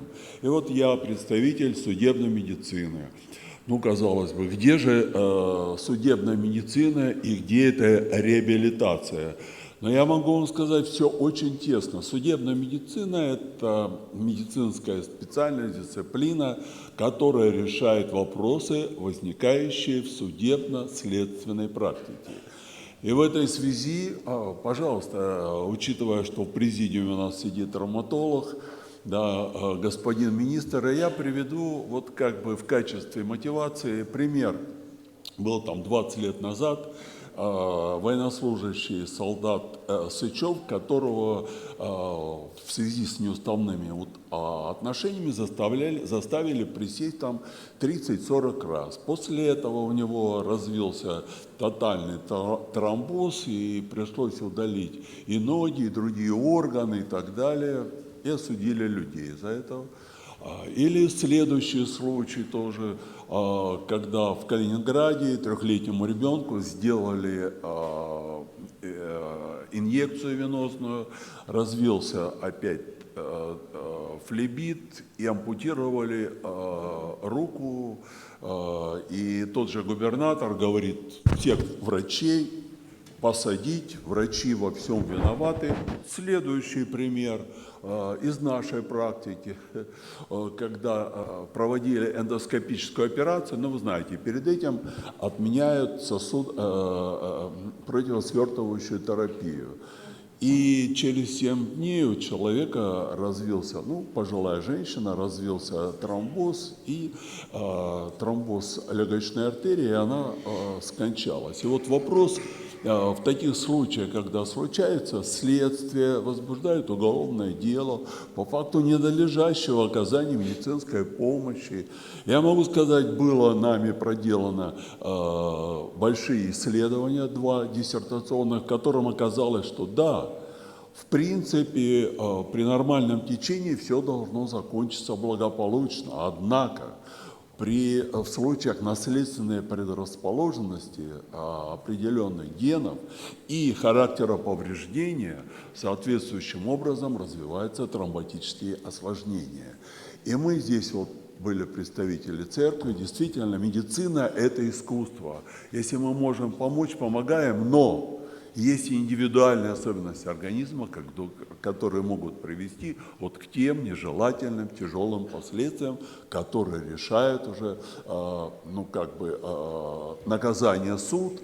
А вот предпосылки для того, да, наказывать или нет, это прерогатива судебных медиков. Опять же, вы полагаете, что все понятно, все известно, и вот эти вещи, они уникальные, потому что каждый случай, каждое развитие уникальное. И по каждому направлению, вот тромбоэмболические осложнения или там, например, влияние алкоголя или вот черепно-мозговая травма, они все особенные. И там, например, нужно решать вопросы давности той же черепно-мозговой травмы, решать вопросы о причинной связи между травмой и наступлением смерти. Они случаи индивидуальные, поэтому каждый раз приходится проводить маленькое или большое исследование. И в этой связи я перехожу на вопросы. Пожалуйста, у вас санаторно-курортное лечение, реабилитация очень широко распространены и так далее. И приезжает человек, практически здоровый, и, допустим, грязевые процедуры, он умирает. Убили, там, отравили, там, еще чего-либо, там, и так далее. Вот. Возникают вопросы, возбуждается уголовное дело, и судебно-медицинскому эксперту нужно обосновать все вот эти вещи, что там действительно смерть наступила от заболевания. В этом случае врач освобождается от наказания, а не от халатности или там убийства. Есть такие статьи, которые применяются к врачу. И кажется, это все понятно, но, вы поверьте, направляется на исследование труп и пишут определить причину смерти. Обстоятельства практически никаких не указывают. И вот судебный медик при отсутствии заболевания до наступления смерти, без видимых проявлений, должен поставить такой диагноз. И вот как бы нами проведена целая большая серия исследований, которая была направлена на совершенствование вот этих вот диагностических признаков, которые позволяют положить в объективные признаки доказательства в выводы, заключения. Я уже, так сказать, перевожу в правую руку, потому что левая начинает очень быстро нажимать, чтобы мы, видимо, двигались быстрее по действию. Ну, материалы были и архивные, и экспертные материалы, методы, комплекс, потому что только комплексный подход позволяет решать эти актуальные проблемы. Самое главное, было проведено эпидемиологическое исследование, посмотрели, какой же возраст подвержен. Самое страшное, умирают, когда молодые люди на фоне полного здоровья, трагедия для всех близких, и вы понимаете, что это такое. Значит, доминирует немножко, так сказать, на фоне, ну, по большому счету одинаково, но преимущественно у мужчин. Ну и для всех присутствующих клиницистов важно передать свою эту информацию, особенно тем, которые там занимаются с врачами школы, что при определенной конституционной особенности нельзя вот эти вот, вроде бы они спортивные, и тянутся легко, и спортивные результаты высокие. Но вот высокий рост, низкий вес, уплощенная форма грудной клетки, узкие плечи, слабо выраженная подкожно-жировая клетчатка, слабое развитие мышечной ткани, воронкообразная телевидная деформация грудной грудины, телевидная деформация грудины вот тоже представлена, искривление позвоночника, деформация нижней конечности, там, ну и так далее. Все это должно насторожить, потому как все это является факторами, которые в комплексе сигнализируют о возможности наступления внезапной смерти у лиц молодого возраста. Вот я просто возвращаюсь к началу, что для того, чтобы и защитить врача, не только обвинить, вот нужно такие комплексные, серьезные исследования, которые показывают наличие заболевания, наличие каких-либо индивидуальных особенностей у человека, которые, чтобы не все обвинения были возложены на врача. Спасибо большое за внимание. Юрий Иванович, огромное спасибо. Следующий докладчик Конева Елизавета Сергеевна, руководитель Центра медицинской реабилитации АО ГК «Медси», профессор кафедры спортивной медицины и медицинской реабилитации, первый МГУ имени Сеченова, доктор медицинских наук, Россия, город Москва. Пожалуйста. Добрый день, глубоко уважаемые коллеги. Действительно, мне казалось бы сложно выступать после Юрия Ивановича, но наоборот, его сообщение натолкнуло на мысли о том, что, возвращаясь к реабилитации, о том, что реабилитация – это мультидисциплинарный подход. И действительно, специалисты по медицинской реабилитации, они работают в мультидисциплинарной команде. То, о чем мы вчера говорили с уважаемыми коллегами, это как раз о том, что очень важно структурировать специалистов и встроить специалистов по медицинской реабилитации в клиническую работу учреждений. И мы должны с вами понимать две большие разницы между санаторно-курортным лечением и медицинской реабилитацией, клинической медицинской реабилитацией. Сегодня я буду говорить не о санаторно-курортном лечении, а о медицинской реабилитации.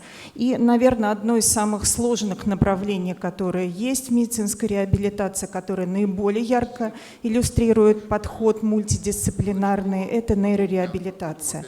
Отдельно хочется сказать, и структура доклада построена так, что специалисты по медицинской реабилитации – это не специалисты в области взрослой или детской медицины. Мы универсальны, и мы работаем в мультидисциплинарной бригаде вместе с педиатрами или вместе с лечебниками, взрослыми врачами, и можем реабилитировать и взрослое население, и детей. Если говорить о подходах к организации нейрореабилитации, то, наверное, три глобальных структуры в подходе есть к нейрореабилитации. Первое – это базовый подход.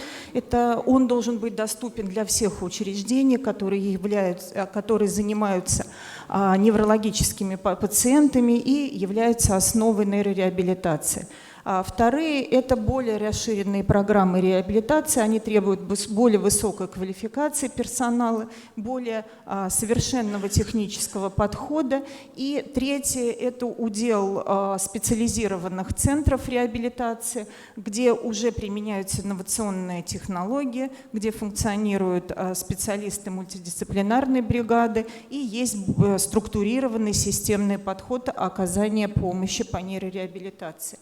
Если говорить об этапности оказания помощи в структуре неврологической патологии, то наша классическая трехэтапная модель оказания помощи по медицинской реабилитации, согласно положению действующему, это ранняя нейрореабилитация или так называемый первый этап нейрореабилитации, который осуществляется непосредственно в отделениях реанимации и интенсивной терапии. Хотелось бы подчеркнуть, что реабилитологи подходят к пациенту в отделении реанимации, нейрореанимации в нулевой день, то есть в день совершения события. Вот, когда у пациента случилась черепно-мозговая травма или инсульт, или какая-либо другая катастрофа. И то, о чем сегодня говорил Константин Викторович, и мы жарко обсуждали вчера, это актуальность вот именно ранних подходов к реабилитации пациентов. Второй этап – это реализация нейрореабилитации в структуре отделений профильных, отделений восстановительного лечения, в отделениях медицинской реабилитации, где в профильных отделениях на этапе круглосуточного стационара осуществляется помощь пациентам. Ну и третий этап реабилитации, он реализуется в амбулаторной форме, в форме телемедицины, и телереабилитация действительно широко шагнула вперед, и в форме мобильных бригад. Если мы говорим о ранней нейрореабилитации, то программы ранней нейрореабилитации в отделении реанимации, как я сказала, начинаются с нулевых суток, с минимальной помощи. По мере расширения показаний, по мере исключения критических состояний мы расширяем этапно программы реабилитации, и это крайне важно, в первую очередь для ранней стимуляции и ухода от нарушений, которые приносят неврологическое заболевание. И второй, более важный момент для работы в отделении реанимациях – это борьба со вторичными осложнениями, которые, я думаю, широко известны в этой аудитории. Вот таким образом выглядит тот комплекс услуг, который мы можем оказывать в отделениях нейрореанимации, начиная с минимальной базовой программы, постепенно переходя на субинтенсивную программу и интенсивную программу реабилитации. Да, уже в отделении реанимации мы работаем с пациентами с речевыми нарушениями, работают психологи, когнитивные психологи, пациенты вертикализируются. Хочу подчеркнуть, что пациенты вертикализируются даже с глубокими двигательными нарушениями, пациенты, которые находятся на искусственной вентиляции легких, и все современные приспособления и аппараты для этого широко распространены сейчас в клинической практике. Структура доклада построена на пациентах, которые проходят реабилитацию после острого нарушения мозгового кровообращения, пациенты, детишки с ДЦП. Очень похожая патология. Я хочу проиллюстрировать, что подходы базовые одни и те же. Специалисты мультидисциплинарной бригады одни и те же. Реабилитационное оборудование, оно очень похоже. И действительно, то, что мы вчера обсуждали с министром, это достаточно быстро и легко сейчас внедрить в клиническую работу стационаров. Безусловно, это кинезиотерапия, так называемая, или это занятия с пациентами ручными методиками, технологиями. Этими занимаются специалисты по адаптивной физкультуре. Достаточно широко сейчас в клиническую практику вошли и продолжают заходить такие частные кинезиологические практики, как, например, методики Неурак, широко известные, методики бобот-терапии, войто-терапии. И, конечно, вот такие подходы к индивидуальным занятиям двигательной терапии, они сильно раскрывают наши возможности и делают программы более разнообразными. Базовыми реабилитационными тренажерами, которыми должны быть оснащены стандартно реабилитационные центры и реабилитационные учреждения, в принципе, все можно разделить на несколько больших групп, категорий. Это тренажеры циклического типа, которые позволяют осуществлять циклические тренировки. Это тренажеры и аппараты для восстановления моторики руки. Это тренажеры и аппараты для восстановления двигательного стереотипа ходьбы. И это тренажеры, которые позволяют работать с пациентами с когнитивными и с речевыми нарушениями. Вот понимаете базовые стандарты оснащения, этого будет достаточно для того, чтобы центр стал высокотехнологичным и был полимодальный подход к реабилитации. Но перед вами на слайде представлены аппараты циклического типа. Вы видите, они очень похожи для взрослых и для детей, и они позволяют с биологической обратной связью проводить тренировки по мобилизации верхних и нижних конечностей. Вертикализация пациентов, она крайне сложная, особенно если это пациенты с глубокой двигательным нарушением, а прямостояние, вертикализация пациентов – это основной принцип работы с пациентами неврологического профиля в первую очередь. Огромное количество, в том числе и отечественных уже приборов, позволяют вертикализировать пациентов и удерживать их в вертикальной позе вне зависимости от глубины пареза. Кинематическое навязывание стереотипа ходьбы. Да, дальше будет, и мы с вами широко уже наслышаны о том, что есть роботы, дорогостоящие роботы по реабилитации ходьбы. Сложные приборы, дорогие, сейчас действительно есть аналоговые, роботизированные, механизированные тренажеры, которые позволяют в системе динамической разгрузки или в активном режиме навязывать пациенту правильный физиологический патологичный стереотип ходьбы. Линейка роботизированных технологий по реабилитации ходьбы, она сейчас обширная, и в нашу практику 20 лет назад вошел всем известный Локомат, да, швейцарская компания, Хакома сейчас. Многие учреждения оснащены этим оборудованием, большое количество диссертационных исследований было выполнено на тему применения при разной патологии этого оборудования. Вот. Ну и, конечно, эти приборы достаточно широко используются, и их аналоги — это и А3, и ГЕО, они достаточно широко используются в клинической практике. Вопрос клинического использования экзоскелетов, он крайне дискутабельный, на мой взгляд, и я имела достаточно широкий опыт применения экзоскелетов у пациентов в нейрореабилитации взрослого состояния. Мне кажется, что при наличии роботизированных и кинематических систем это не вполне оправдано, так как эти приборы очень тяжелы. Надо помнить, что все-таки эти приборы, экзоскелеты, они изначально изобретались для адаптации пациентов со спинальной травмой к бытовым условиям. Поэтому для пациентов в нейрореабилитации они достаточно тяжелые, нагрузочные. Чего не скажешь о детских экзоскелетах, которые шикарно, вот Бомбини представлен на слайде, шикарно используются в реабилитации детей. Они зачастую воспринимают их в игровой форме, и это здорово позволяет детям тренировать стереотип ходьбы. Я хочу напомнить, что он порочный у детишек с рождения. Они даже не помнят, как ходить правильно, поэтому это крайне важный компонент. Если у пациента умеренный парез, и мы работаем над активным восстановлением ходьбы, то в помощь нам это дорожки с разгрузкой массы тела для того, чтобы в активном режиме тренировать ходьбу с заданной скоростью. И на центральной фотографии вы видите дорожку с BOSS-видеореконструкцией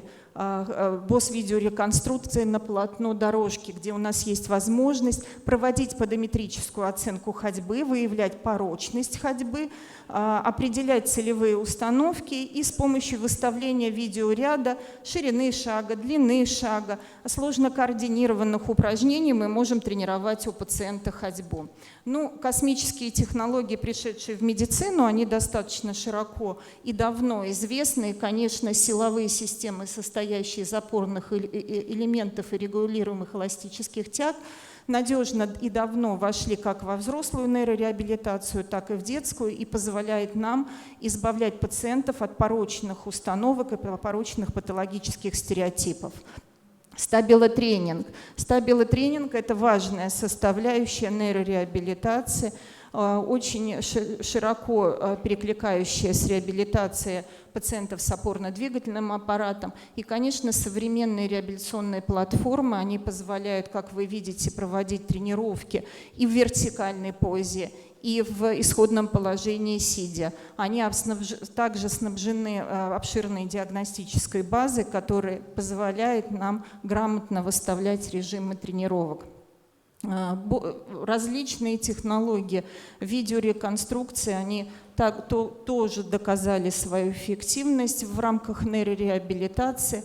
Широко применяется во взрослой нейрореабилитации для имитации каких-то бытовых навыков. И таким образом мы проводим социально-бытовую реабилитацию сложно координированных движений у пациентов. Ну а у детишек, конечно, в игровой форме хорошо воспринимается эта глобальная тренировка двигательных стереотипов. Роботизированные технологии по восстановлению моторики руки, проксимальных, дистальных отделов. Мы с вами знаем, что моторика руки – это наиболее сложно восстанавливаемый двигательный акт, манипулятивные функции верхней конечности. Они крайне сложно реабилитируются. И, конечно, удел аппаратной реабилитации, он достаточно большой в этом направлении, начиная от роботизированных технологий и заканчивая тренировкой с биологической обратной связью в активном двигательном режиме мелких движений. Ну, конечно, гидрокинезиотерапия – это методика любима она хорошо воспринимается пациентами, и пациенты ее воспринимают зачастую как такой большой шаг к выздоровлению. И реабилитационная вода – это теплая прежде всего среда, где оказывается пациент, и мы можем воду использовать как, с одной стороны, разгружающую среду, с другой стороны, как нагрузочную среду, и тренировать различные двигательные акты. Конечно, детишки занимаются в воде хорошо, и гидрокинезиотерапевты практически сейчас не знают противопоказаний, включая эпилепсию, если только это не фармакорезистентные формы. Многоканальная программируемая электростимуляция – обязательная составляющая любой нейрореабилитации. А также достаточно широк арсенал и отечественного оборудования. Вы видите, что костюмы применяются в детской практике, которые программируются под каждого ребеночка отдельно. И, соответственно, вот такая динамическая стимуляция, вот в данном случае 8-канальная, для тренировки двигательной активности пациентов. А симптоматическая физиотерапия, в нейрореабилитации физиотерапия любая, она больше носит именно симптоматический характер, но она здорово помогает двигательным терапевтам для того, чтобы уменьшить тонус мышц, для того, чтобы убрать болевой синдром, повысить толерантность к физическим нагрузкам. И, конечно, мы работаем совместно с физиотерапевтами.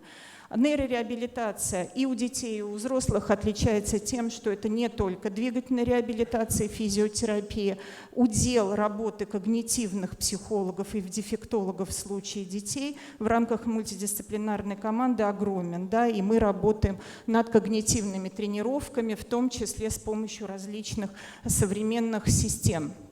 Речевые практики, логопеды, специалисты по глотанию, которые работают с бульбарными нарушениями. Все это, конечно, позволяет восстанавливать и глотательную функцию, и речевую продукцию у людей и у детей. И, конечно, среди детей, особенно детей с ДЦП, большой удел пациентов, маленьких наших пациентов со слепотой и с глухотой, поэтому это всегда комплексные программы реабилитации. Эрготерапия, трудотерапия – это то, что позволяет пациенту восстановить независимость в повседневной жизни, значимые бытовые навыки, и, конечно, и в детской, и во взрослой практике она проводится достаточно широко. Нельзя не сказать об арт-терапии, если мы говорим о детской нейрореабилитации. В заключение я хотела бы сказать о роли телемедицины как третьего этапа и телереабилитации как третьего этапа реабилитационного ведения наших пациентов. Телереабилитация, основоположником в нашем стране являлся академик Лядов Константин Викторович, и действительно большое количество пациентов мы пролечили телереабилитационным путем под его руководством. Защищена диссертация по нейрореабилитации телемедицинскими путями. Сейчас на выходе диссертационная работа об использовании телереабилитации у пациентов после эндопротезирования.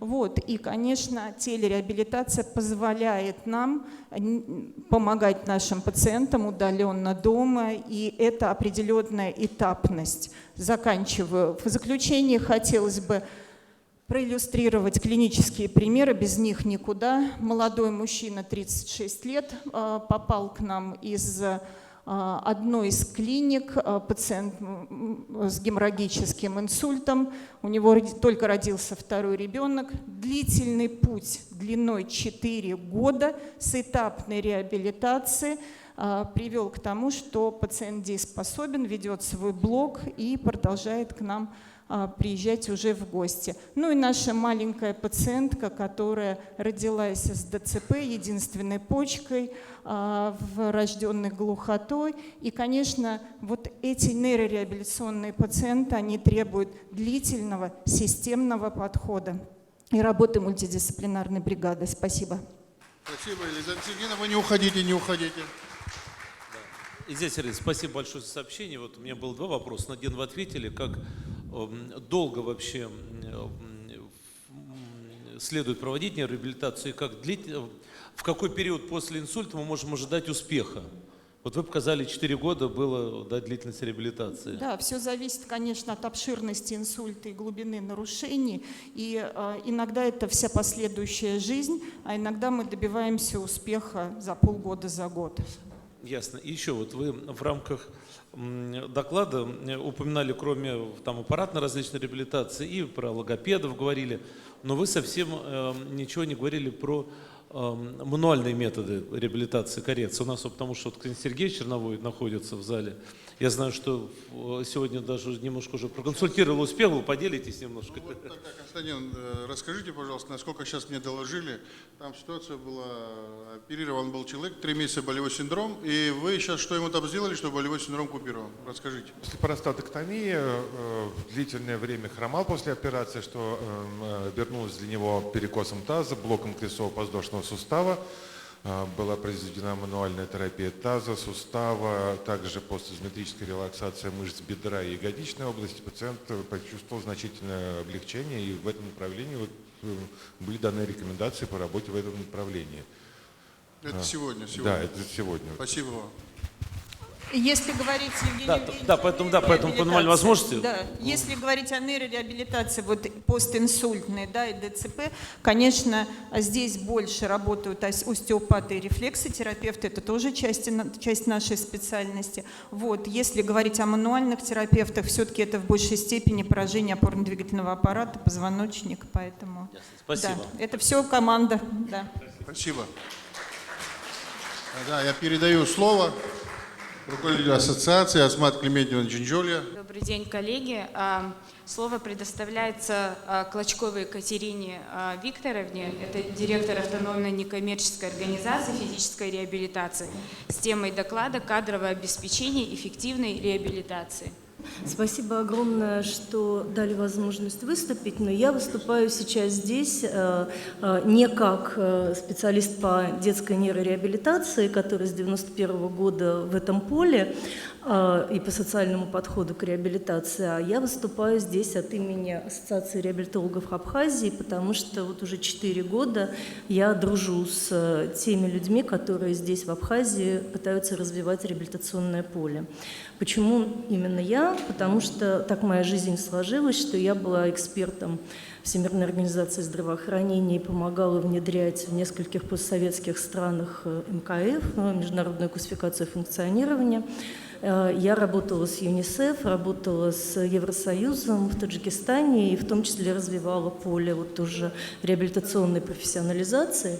Поэтому вот когда-то, да, мы с Алхазом познакомились, он меня позвал в Абхазию, и, как я шучу, за, наверное, уже теперь недели 2, которые я здесь провела, я ни разу к морю, подходила, но не купалась еще пока, несмотря на то, что первый раз было вполне тепло, и все люди купались. Вот. Но зато я знаю, как устроена система реабилитационной помощи Абхазии.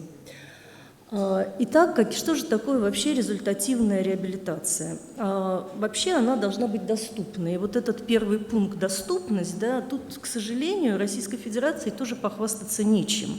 По последним мониторинговым данным, не более 20% детей с церебральным параличом имеют хоть какой-то доступ к реабилитации. Мы, то есть с группой исследователей, социологов проводили обследование в районе, Кингисеппском районе Ленинградской области. Это один из самых благополучных районов Ленинградской области. Там большое присутствие промышленных предприятий, неплохо развитая транспортная доступность. Да, и, в общем-то, к сожалению, только по тотальному опросу родителей с детьми-инвалидами не более 15% из них имеют доступ к постоянной, такой вот пролонгированной реабилитационной помощи. И 0% имеют доступ к реабилитационной помощи по месту жительства. И это регион Ленинградской области, 2 часа до Санкт-Петербурга. Результативность. Да, мы знаем очень много методов воздействия, от массажа до парафина, локомата и так далее, да, но, к сожалению, часто в реабилитационных практиках мы не измеряем результативность в категориях, опять-таки, международной классификации функционирования, то есть в категориях того, каким образом человек с помощью наших усилий реабилитационных научился решать какие-то двигательные задачи. В общем-то, вот вопрос об этичности использования экзоскелета, не могу не отреагировать, да, он как раз в этом вопросе, да, то есть вы походили с пациентом с экзоскелетом много дней, да, на реабилитации, да, у него даже была спинальная травма перед этим. Да, но что это дало ему в повседневной жизни? Это не убрало никак атрофии, это не улучшило его двигательные навыки, не помогло ему справляться там, с бытовыми перемещениями, не увеличило силу, там, контроль и так далее. Экономическая эффективность. Опять-таки, у нас есть очень много методов, да, но если методы не доказывают свою результативность, то, в общем-то, мы на них тратим как ресурс пациента. Он как минимум приезжает на эти реабилитационные мероприятия, тратит свое время, силы, энергию, деньги на проезд. Но также мы и используем наши государственные деньги и время на то, чтобы специалисты делали то, что не доставляет результативности. Ну и есть такая вещь, как согласованность и непрерывность. И вот, допустим, нейрореабилитацию очень легко говорить после предыдущего докладчика, да, когда 4 года в руках одной клиники, да, достигались результаты для пациента после острого нарушения мозгового кровообращения, да, и этот пациент был в одних руках. Это редкая ситуация, доступная, опять-таки, если говорить о Российской Федерации, только в крупных городах у пациентов с деньгами, извините. Вот, поэтому это не модель. Что же дает на самом деле в мире непрерывность, доступность, результативность и так далее? Я приведу только один пример. На экране консенсус, европейский консенсус 2009 года, пока не сделали нового, оперируем этим, о согласованности методов ведения двигательных нарушений при церебральном параличе. Ну, тут не очень видно, но тем не менее, вот зеленое внизу – это функциональная реабилитация, это я, мои коллеги, физические терапевты, эрготерапевты. Вот. Дальше там разные другие методы лечения, от ортезирования, ортопедического вмешательства, баклофеновой помпы, что там еще, пероральных, центральных миорелаксантов и ортопедическая хирургия на самом верху. Вот введение этого протокола, а также протокола наблюдения за детьми с церебральным параличом, который родился в Швеции, это система CPUP, CPAP, вот, она привела к тому, что, например, в Швеции вот результативность введения протокола наблюдения привела к тому, что у детей резко снизилось количество операций костных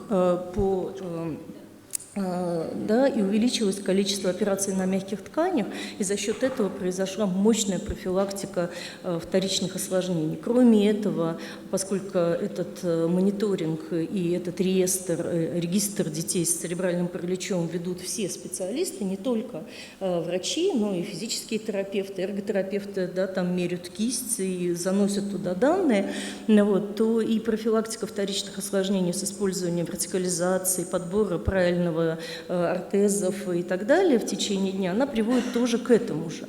А что это значит? Вот у нас в Российской Федерации практически все дети с 4 или 5 уровнем по GMFCS, по классификации больших моторных функций при церебральном параличе, сталкиваются с необходимостью реконструктивного вмешательства на тазобедренном суставе при подвывихе или вывихе. Это большие деньги. Это большие деньги не только для системы ВМП, да, высокотехнологичной медицинской помощи и вообще для государства. Это большие деньги для семьи, потому что ребенок потом длительно находится в иммобилизации, реабилитация, в общем-то, достаточно большая, трудная, и это, в общем, сложно. Да? Предотвратить это сохранить деньги. Да? Чем меньше у нас денег, тем меньше решений мы можем принимать, ну, таких, скажем так, не очень обоснованных. Какие еще у нас есть критерии результативности операции? Ну, клиент-центрированность, да, ну, вот есть такой лозунг «Ничего без нас, для нас без нас», да, он был одним из лозунгов Всемирного дня инвалидов, ВОЗ, много лет назад, правда, но сейчас центрированность на проблемах, реальных проблемах реального клиента и его жизненной ситуации является вообще-то для реабилитации, ну, в общем-то, законом. В этом смысле не может, например, быть быть реабилитацией для ребенка, да, без игрушек в кабинете, да, потому что мы знаем, как дети учатся навыкам, так вот, учатся они через игру. Поэтому, в общем, во всем мире условно то, что мы называем медицинской реабилитацией, трансформируется в сторону клиента. Точно так же не может быть реабилитации человека со спинальной травмой без, модели семьи, дома, да, и модели домашних рутинных вещей. Да. Это важно. Точно так же это ориентация на специфические проблемы, опять-таки в терминах МКФ, да, то есть те проблемы, которые связаны, в случае, да, физической реабилитации, двигательными задачами, то есть как человек поддерживает позу, из позы в позу переходит, из места на место переходит, да, чем он для этого пользуется и так далее. Доказательно информированная практика. Вообще-то есть клинические рекомендации, да, и лучше ориентироваться на них. Правда, говорят, сегодня в Госдуму внесен проект российскую, чтобы не надо изучать английский язык в вузах, но это будет катастрофа для медицины, потому что 99,9% в периоде исследований публикуются на английском языке. И навыки анализа текстов, да, и анализа исследовательской практики, и анализа клинических рекомендаций, они являются просто жизненно критическими навыками для современного специалиста. Ну и междисциплинарный и социальный подход. Социальный не в смысле ведомственной принадлежности реабилитации, а в смысле ее социальности. Спасибо, про МКФ уже рассказали, могу сократить. Что еще? Важные данные. Значит, никогда нельзя спланировать модель реабилитации, если ты не знаешь про социально-экономические показатели. Численность, плотность населения, административное деление, вообще карта, как автобусы ходят. Да? Потому что иначе вы можете сделать систему реабилитации, центрированную в центре, но до нее никто не доберется. И опять бедные и самые нуждающиеся будут бедными и самыми нуждающимися без доступа к реабилитационной помощи. Доступность. Вот это себя, Community-Based Rehabilitation, базовая схема подхода ВОЗа для стран с низкой плотностью населения или низким экономическим уровнем. И Россия, и Абхазия, еще огромное количество стран относятся к этой категории по разным категориям. Да? Как правило, начинают сразу делать один большой центр, где-нибудь в центре, и делать один красивый реабилитационный центр, напичканный разным оборудованием. Что происходит на уровне села, района или микрорайона? Это вопрос доступа. Можно ли развивать традиционную для постсоветских стран систему реабилитации? Немножечко насытить компетенциями вот всех вот этих ребят, простите, да, я сама коллега, да, и могу сказать так, да, или что-то надо менять. К сожалению, мы даже из менеджмента знаем, что любая иерархическая система работает плохо. Сегодня во всем мире в реабилитации, да, специалисты по реабилитации и физические терапевты, и эрготерапевты, да, и физические терапевты – это немножко переученный специалист по АФК, у них разный функционал, у них разные компетенции, которые они приобретают после обучения. Они не могут быть специалистами первого контакта, им не хватает на это компетенций. Скажите, кто в современной системе стандартного медицинского реабилитационного центра может раскрутить вертикализатор до винта и собрать и подобрать его под клиента. Да? Мы видим все время, как рассказывают о прекрасной динамической вертикализации, но люди стоят там плохо. Да? Либо вертикализатор не подходит, либо поставили неправильно. Значит, этих компетенций тоже не хватает. Разобщенность различных звеньев, да, то есть у нас все-таки большей частью мультидисциплинарная система, а не междисциплинарная, не интерпрофессиональная. Это разные термины, да, и надо тут быть аккуратными с ними. Я считаю, что не получается подштукатурить старое, придется делать что-то новое. Современная структура профессий, междисциплинарная команда, и критически важны те профессии, которые сейчас в России начинают развиваться тоже, да, но развиваются тоже довольно с большим скрипом. Да? Это врач физической реабилитационной медицины, это физические терапевты, эрготерапевты, реабилитационная медицинская сестра, которая критична для первого этапа реабилитации. Ну и нейрологопед, нейропсихолог, специальный педагог, который может, да, допустим, включать еще и элементы альтернативной дополнительной коммуникации, специалист по техническим средствам реабилитации. Для того, чтобы сегодня реабилитация – это прежде всего мозги и компетенции, а не локоматы и устройства для тренировки функции руки и не мотомеды. Да, для того, чтобы это было, да, вот мы проводили огромную работу в России, да, с огромным количеством полевых специалистов, которые работают в поле прямо реально, да, и, в общем-то, было сказано вот о чем, что центр – это практикоориентированные исследования, компетенции, ресурсы и разговор со стейкхолдерами. Вот мы разговариваем сегодня со стейкхолдерами, с людьми, принимающими решения. Исследование – это оценка результативности в ежедневной практике в том числе. Вот я веду детей, да, и я оцениваю результативность каждый день, используя доказательные методы для этого. Дополнение привычных для медицины количественных исследований, посмотрели, сколько народу было, кому помогло, кому не помогло, статистику подогнали. Качественными исследованиями, потому что в момент изменения модели нам надо понимать, почему люди принимают решения, те или иные. Компетенции, развитие профессиональных компетенций, человеческого потенциала, сейчас буду об этом еще говорить, научная обоснованность, доказательность, ну, придется как-то отказаться действительно от идеи, что санкур – это реабилитация, да, массаж – это реабилитация, да, это разные вещи, они нужны все, да, но это все-таки немножко разные вещи.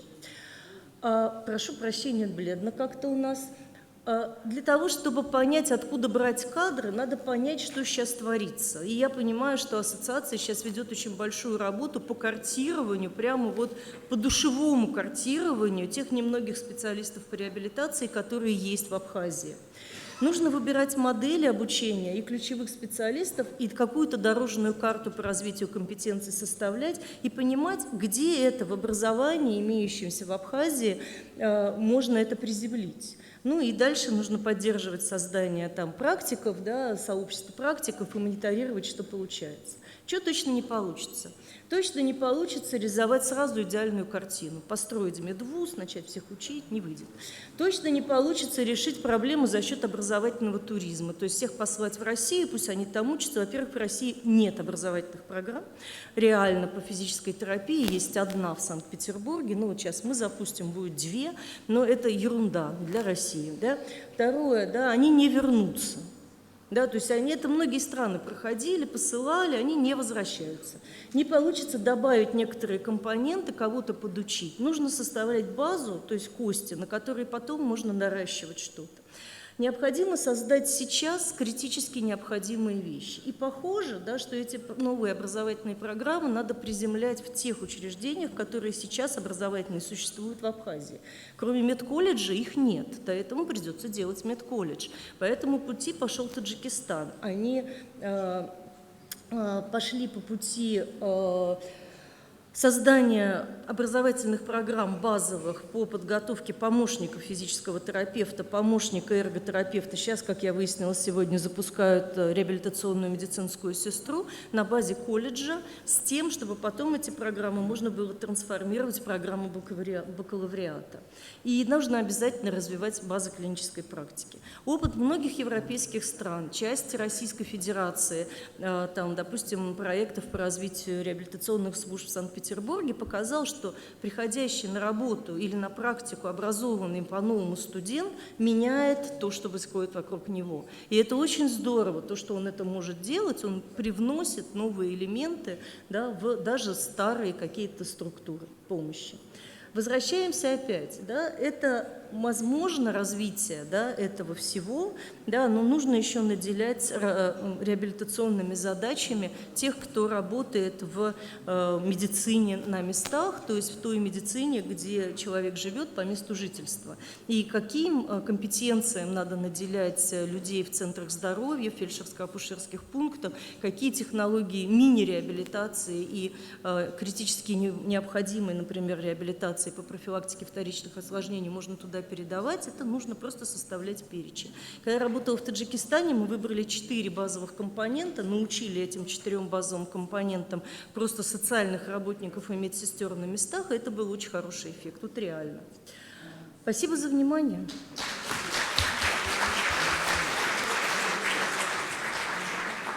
Слово предоставляется Бган Банете Сергеевне, старшему преподавателю кафедры педагогики и методики начального образования, руководителю Центра психолого-педагогической поддержки «Логопед», члену Ассоциации реабилитологов Абхазии, с темой доклада «Социально-педагогические аспекты реабилитации лиц с особыми потребностями в Абхазии».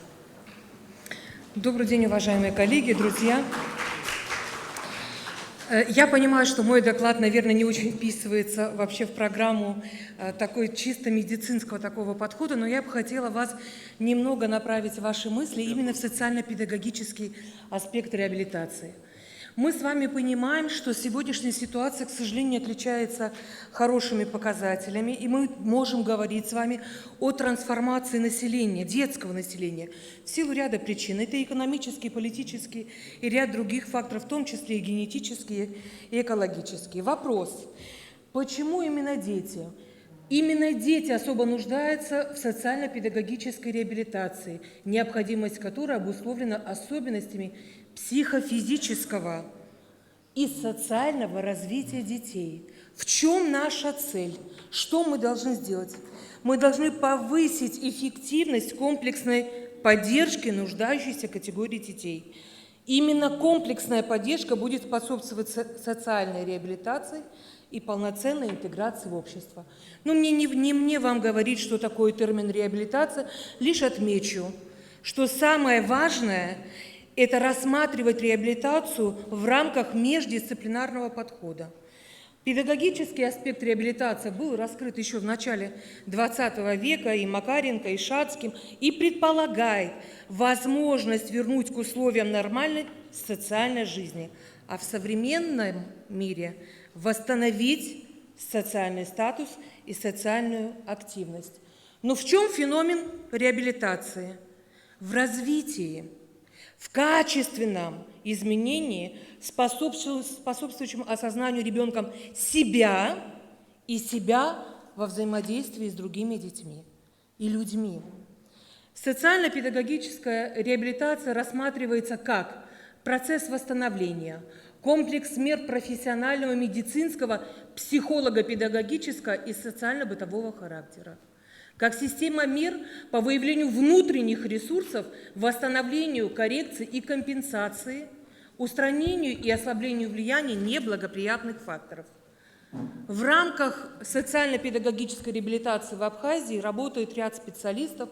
Это и логопеды, это специалисты по адаптивной физической культуре и лечебной физической культуре, это психологи, клинические психологи. Не так давно появились у нас нейропсихологи, специалисты по поведенческой терапии, коррекционные педагоги, в чем, конечно, мы нуждаемся. Это достаточно проблемная зона в Абхазии. У нас практически нет, у нас 1 или 2 сурдопедагога, тифлопедагогов нет вообще.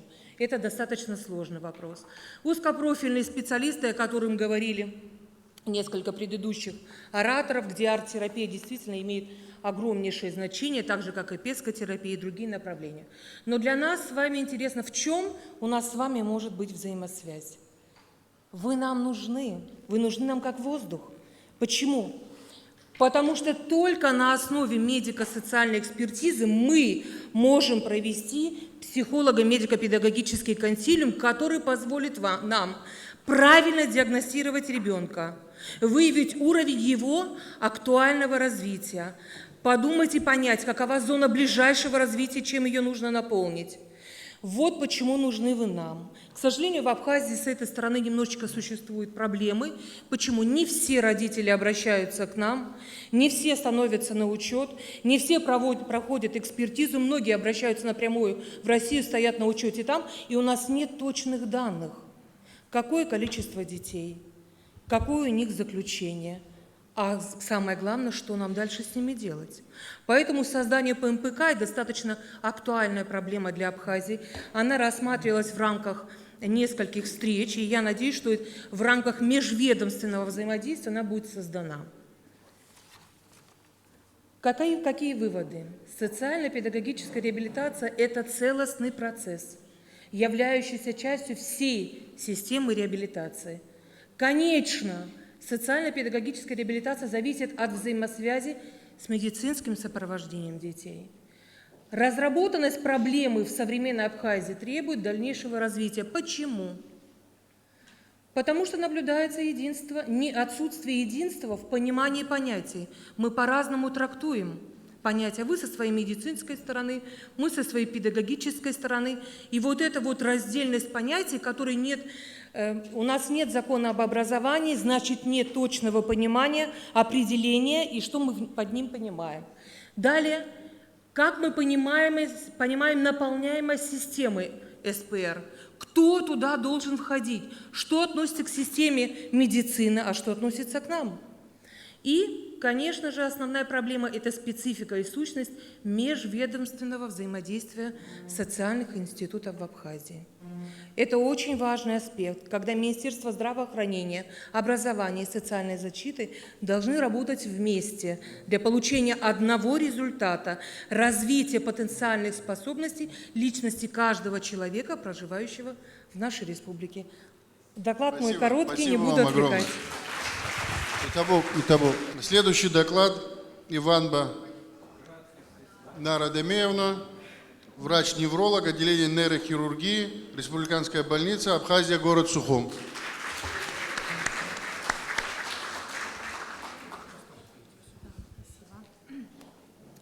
Добрый день, уважаемые коллеги. Я представлю вашему вниманию весьма интересный клинический случай из нашей практики. Речь пойдет о синдроме Гиена-Барре, поэтому небольшой экскурс на зоологическую форму. Синдром Гиена-Барре – одно из самых тяжелых заболеваний периферической нервной системы и в то же время самая частая причина острых периферических параличей в мире.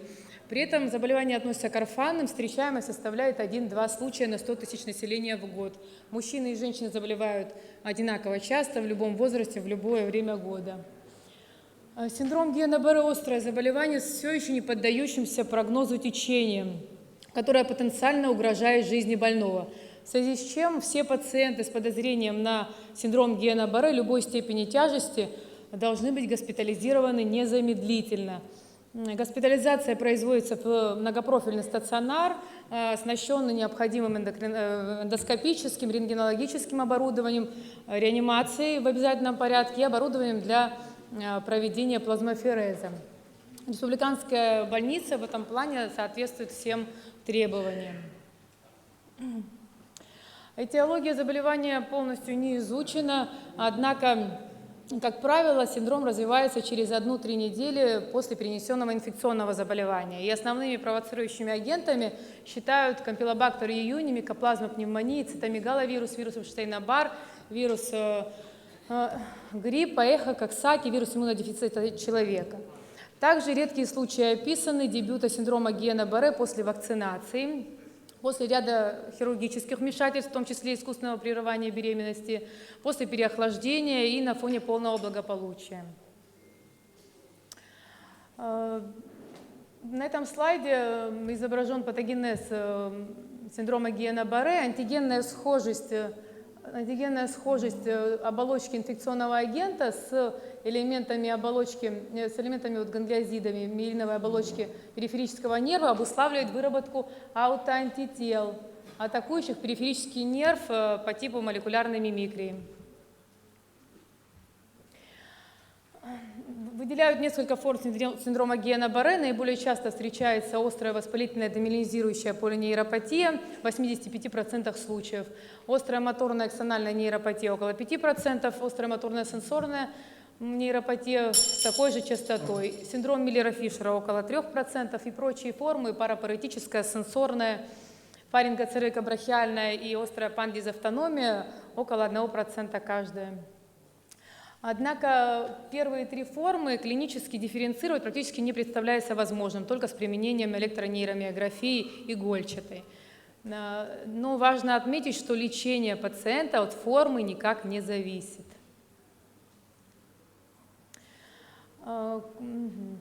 Нарастание симптомов вплоть до максимально выраженной клинической картины составляет от 1 до 28 дней. Снижение или отсутствие рефлексов отмечается в первые дни заболевания. Классический вариант синдрома Гиена-Барре характеризуется симметричным распространением двигательных и чувствительных нарушений по восходящему типу, от дистальных отделов к проксимальным отделам конечностей. Нарушение чувствительности носит полиневротический характер и чаще всего страдает глубокая чувствительность, суставно-мышечное чувство и вибрационная чувствительность. Среди черепно-мозговых нервов наиболее часто поражается лицевой нерв с развитием прозапореза ипсилатеральной и каудальная группа черепно-мозговых нервов с развитием бульбарного синдрома. Вегетативные нарушения проявляются, как правило, гипергидрозом, брадикардией, тахикардией, нестабильностью артериального давления, как гипокат, так и гипертензия характерны, и, возможно, развитие брадиаритмии вплоть до необходимости установки водителя ритма. Болевой синдром может стать одним из первых симптомов, носит нейропатический характер. И, увы, возможно развитие пареза дыхательной мускулатуры, которая диктует необходимость перевода пациента на искусственную вентиляцию легких. Именно клинические критерии остаются ведущими в постановке диагноза. То есть тщательный неврологический осмотр и сбор анамнеза позволяют поставить диагноз у постели больного. Существуют также дополнительные методы исследования, такие как электронейромиография и люмбальная пункция с исследованием цереброспинальной жидкости. Определяется белково-клеточная диссоциация, но они не являются обязательными или подтверждающими. Специфическими методами лечения называют высокообъемный плазмоферез и внутривенную иммунотерапию. В общем-то, все. Существует два метода лечения данной нозологической формы. Плазмоферез проводится из расчета 35-50 мл на килограмм за сеанс, подразумевает механическое удаление аутоантител. Иммунотерапия проводится с использованием иммуноглобулина человеческого класса G из расчета 0,4 грамма на килограмм ежедневно в течение 5 дней, то есть не менее 2 грамм за курс. Подразумевает какой механизм? Иммуноглобулин подавляет продукцию аутоантител и провоспалительных цитокинов. Оба метода, согласно контролируемым многоцентровым исследованиям, равноценны в лечении данного заболевания. И выбор того или иного метода зависит лишь от его доступности в лечебном учреждении и наличия показаний и противопоказаний. Применение кортикостероидов в терапии синдрома Гиена-Барре абсолютно неэффективно. Более того, пероральные кортикостероиды способны вызвать стойкие остаточные явления, тогда как внутривенная терапия кортикостероидами не оказывает значительного вреда или пользы больному. Общемировая позиция – полный отказ от введения кортикостероидов больным синдромом Гиена-Барре. Я привела несколько ссылок на крупные исследования, в том числе двойные слепые контролируемые исследования. Неспроста, увы, и по сегодняшний день встречаются случаи применения кортикостероидов в терапии синдрома Гиена-Барре. При том, что за рубежом подобные действия могут повлечь за собой лишение врачебной лицензии. Это небольшое лирическое отступление. В левом углу слайда всем известное фото трех лидеров стран антигитлеровской коалиции 1945 года. И лишь в 2003 году было доказано, что 32-й президент Соединенных Штатов Франклин Рузвельт был прикован к инвалидному креслу вследствие перенесенного синдрома Гиена-Барре, а не, как считалось ранее, полиомиелита.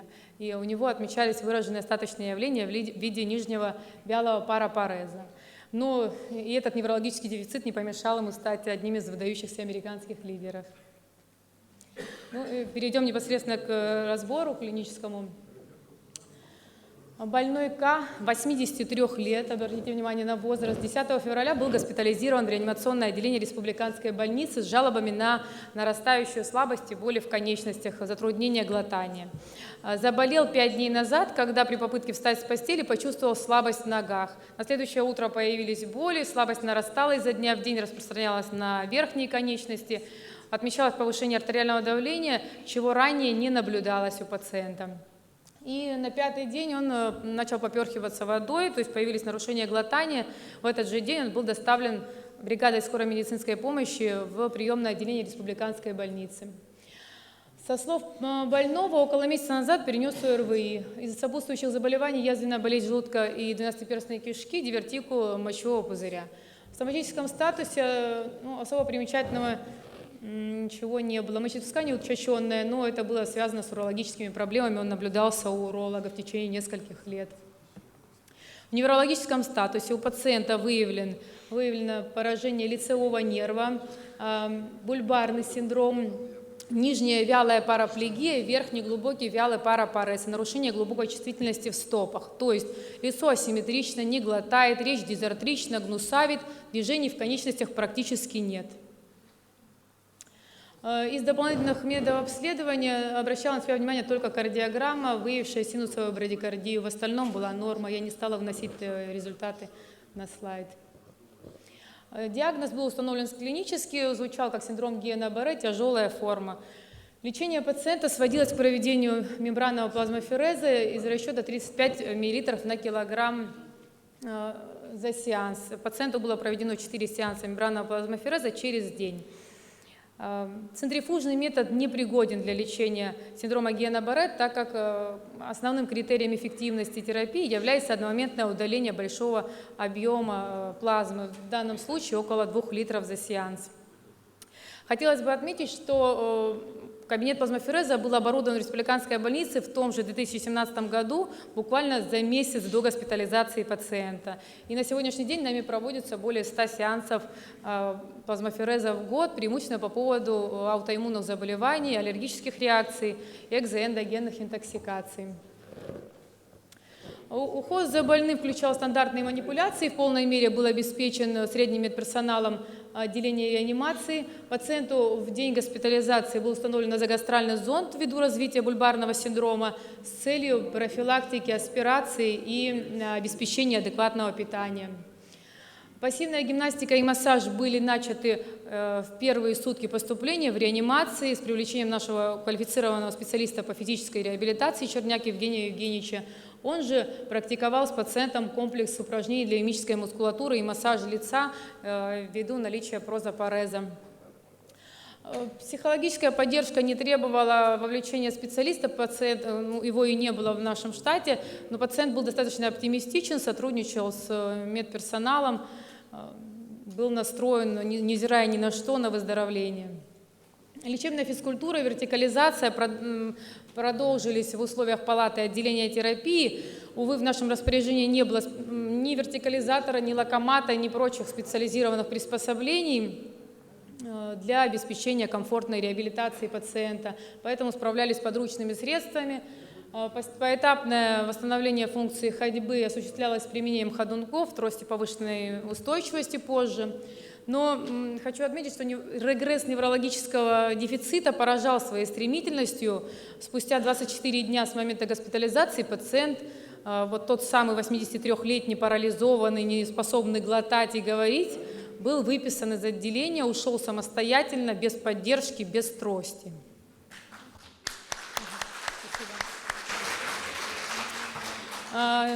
Я бы хотела сказать, что мы рассмотрели отдельный частный случай редкого неврологического заболевания с благоприятным исходом. Однако в целом в республике крайне востребовано отделение ранней реабилитации, реабилитационный центр, оснащенный современным оборудованием. В настоящее время мы вынуждены направлять пациентов с выраженным неврологическим дефицитом за пределы республики, а именно в Российскую Федерацию для прохождения комплекса реабилитационных мероприятий на должном уровне, с применением тех самых современных технологий.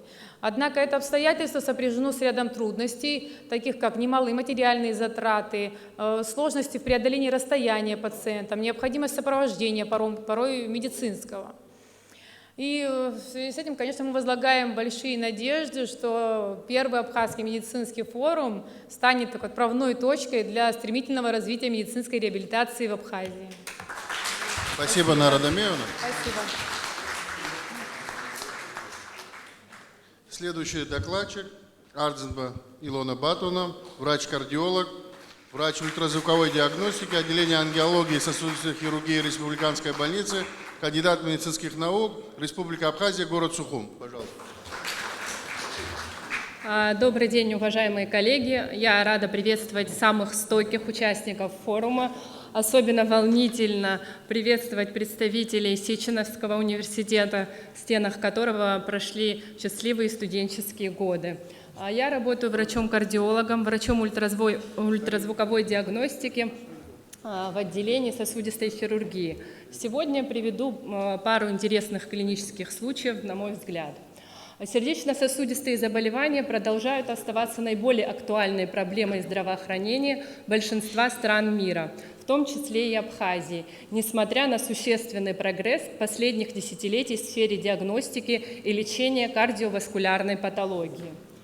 Начнем с первого клинического случая. Пациентка 46 лет, из анамнеза известно, что в течение 5 лет страдает артериальной гипертензией с максимальными подъемами артериального давления до 200-220 на 120 мм ртутного столба. Однако пациентка гипотензивную терапию плановую не принимала. Поступила она с жалобами на эпизод потери сознания, боль за грудиной, чувство нехватки воздуха, снижение уровня артериального давления до 80-70 на 40 мм ртутного столба и общую слабость. При поступлении выполнено ЭКГ, рентгенографическое исследование легких. На ЭКГ синусовая тахикардия без очаговой патологии. На рентгенограмме обращала внимание кардиомегалия. Пациентке было выполнено ультразвуковое исследование, где была выявлена сепарация листков перикарда, то есть наличие жидкости в полости перикарда, дилатация, расширение восходящего отдела аорты, нижняя полая вена была расширена, не спадала, стенки правого желудочка и правого предсердия коллабировали, что является признаком тампонады сердца. И в полости перикарда была обнаружена подвижная эхоструктура повышенной эхогенности, предположительно гемоперикард и ленточный тромб. Также мы склонялись, что возможно это отложение фибрина, но фибрин обычно все-таки плотно фиксируется к листкам перикарда, что мы не наблюдаем в данном случае. Вот на данном слайде мы видим здесь больше акцент на гиперэхогенную структуру, тромб в полости перикарда. Пациентке по экстренным показаниям была выполнена ангиография, подтверждено расслоение восходящего отдела аорты, и с санавиацией пациентка была доставлена в город Краснодар, краевую клиническую больницу номер 1 имени Очаповского, и была выполнена операция супракоронарное протезирование восходящего отдела аорты. Послеоперационный период протекал без осложнений, мы в дальнейшем наблюдали пациентку, она чувствует себя хорошо и уже начала принимать постоянную гипотензивную терапию после случившегося. Здесь также случай по поводу расслоения аорты, но здесь мы видим расширение аорты. Здесь у нас идет аневризма восходящего отдела аорты, и на фоне аневризмы произошло расслоение. На уровне синуса вальсальво четко мы визуализируем стенки аорты, далее стенки четко не визуализируются, происходит их расслоение и наслоение тромботических масс. Еще один случай по поводу расслоения аорты. Здесь нет выраженного расширения аорты. Аорта расширена незначительно, но этот случай наглядно показывает нам, вот здесь мы четко видим расслоение внутренней стенки аорты, диссекция аорты. Помимо этого у данного пациента выраженная аортальная недостаточность, остро возникшая выраженная аортальная недостаточность прогностически неблагоприятно. К сожалению, данный пациент скончался в течение нескольких часов после поступления в стационар. Расслоение аорты – очень грозное такое заболевание. Эпидемиологических данных достоверных нет, но по данным Oxford Vascular Study это примерно 6 человек на 100 тысяч населения. 75% это пациенты в возрасте 50-65 лет, преимущественно это мужчины, однако у женщин данное заболевание протекает с большими осложнениями ввиду того, что для женщин характерна атипичная клиническая картина, и в соответствии с этим более поздняя диагностика и оказание помощи. Основными причинами, основная причина – это плохо контролируемая артериальная гипертензия, как в случае нашей первой пациентки. Также могут привести различные другие сопутствующие заболевания аорты, в том числе атеросклероз, могут быть травмы грудной клетки. Такой пациент у нас тоже был. После ДТП произошло расслоение аорты. Но пациент успешно прооперирован коллегами из города Краснодар. Летальность очень большая, особенно в первые часы заболевания. И еще один клинический случай – это пациентка 49 лет, которая поступила с жалобами на боли, онемение, ослабление движения, похолодание в левой верхней конечности. При осмотре предплечье, плечо обычной окраски, кисть обычной окраски, но прохладная. Активные движения в пальцах кисти ослаблены, чувствительность незначительно снижена. Пульсация ниже уровня плечевой артерии от уровня средней трети ослаблена. Пациентке выполнено ультразвуковое исследование, где не лоцируется кровоток на уровне. От уровня плечевой артерии по ЭКГ значимых нарушений ритма и проводимости нет, острой очаговой патологии нет. Я хочу поблагодарить руководителя Центра травматологии и ортопедии Федерального медико-биологического агентства Жаглина Антона Владимировича, который в данный момент заканчивает вторую операцию, проводит мастер-класс по эндопротезированию коленного сустава. Хочу ему сказать огромное спасибо, Антон Владимирович. Сейчас в республиканской больнице он заканчивает эту операцию. Это очень знаковое событие. Спасибо. Вернемся к нашей пациентке. Напомню, что пациентка поступила с клиникой острой ишемии левой верхней конечности. Проведена эмболэктомия, острая ишемия конечности полностью регрессировала. Дальше пациентке было выполнено ЭХКГ, УЗИ сердца. И вот выявлено объемное образование в полости левого предсердия. Это опухоль сердца, предположительно миксома, размерами до 2,2 сантиметров. Пациентке была проведена операция по поводу удаления нового образования, и гистологически было подтверждено, что данное образование являлось миксомой. Это уже другой пациент, подробно рассказывать я не буду, просто хотела наглядно вам показать, каких размеров бывают опухоли. Здесь опухоль до 5 сантиметров, которая занимает всю площадь левого предсердия. Здесь мы видим, это тот же самый пациент, другая позиция, что опухоль занимает все левое предсердие и создает обструкцию на уровне митрального клапана. У таких пациентов миксома имитирует стеноз митрального клапана. Миксомы – это доброкачественная опухоль и наиболее часто встречающаяся опухоль сердца. Развивается она чаще у женщин в возрасте 40-60 лет. Размерами может быть совершенно разные. Размеры могут быть от нескольких миллиметров до 15 сантиметров. Локализуется обычно в левом или правом предсердии и обычно растет на ножке и прикрепляется в межпредсердной перегородке. Как я уже ранее отметила, миксома считается доброкачественной опухолью, да?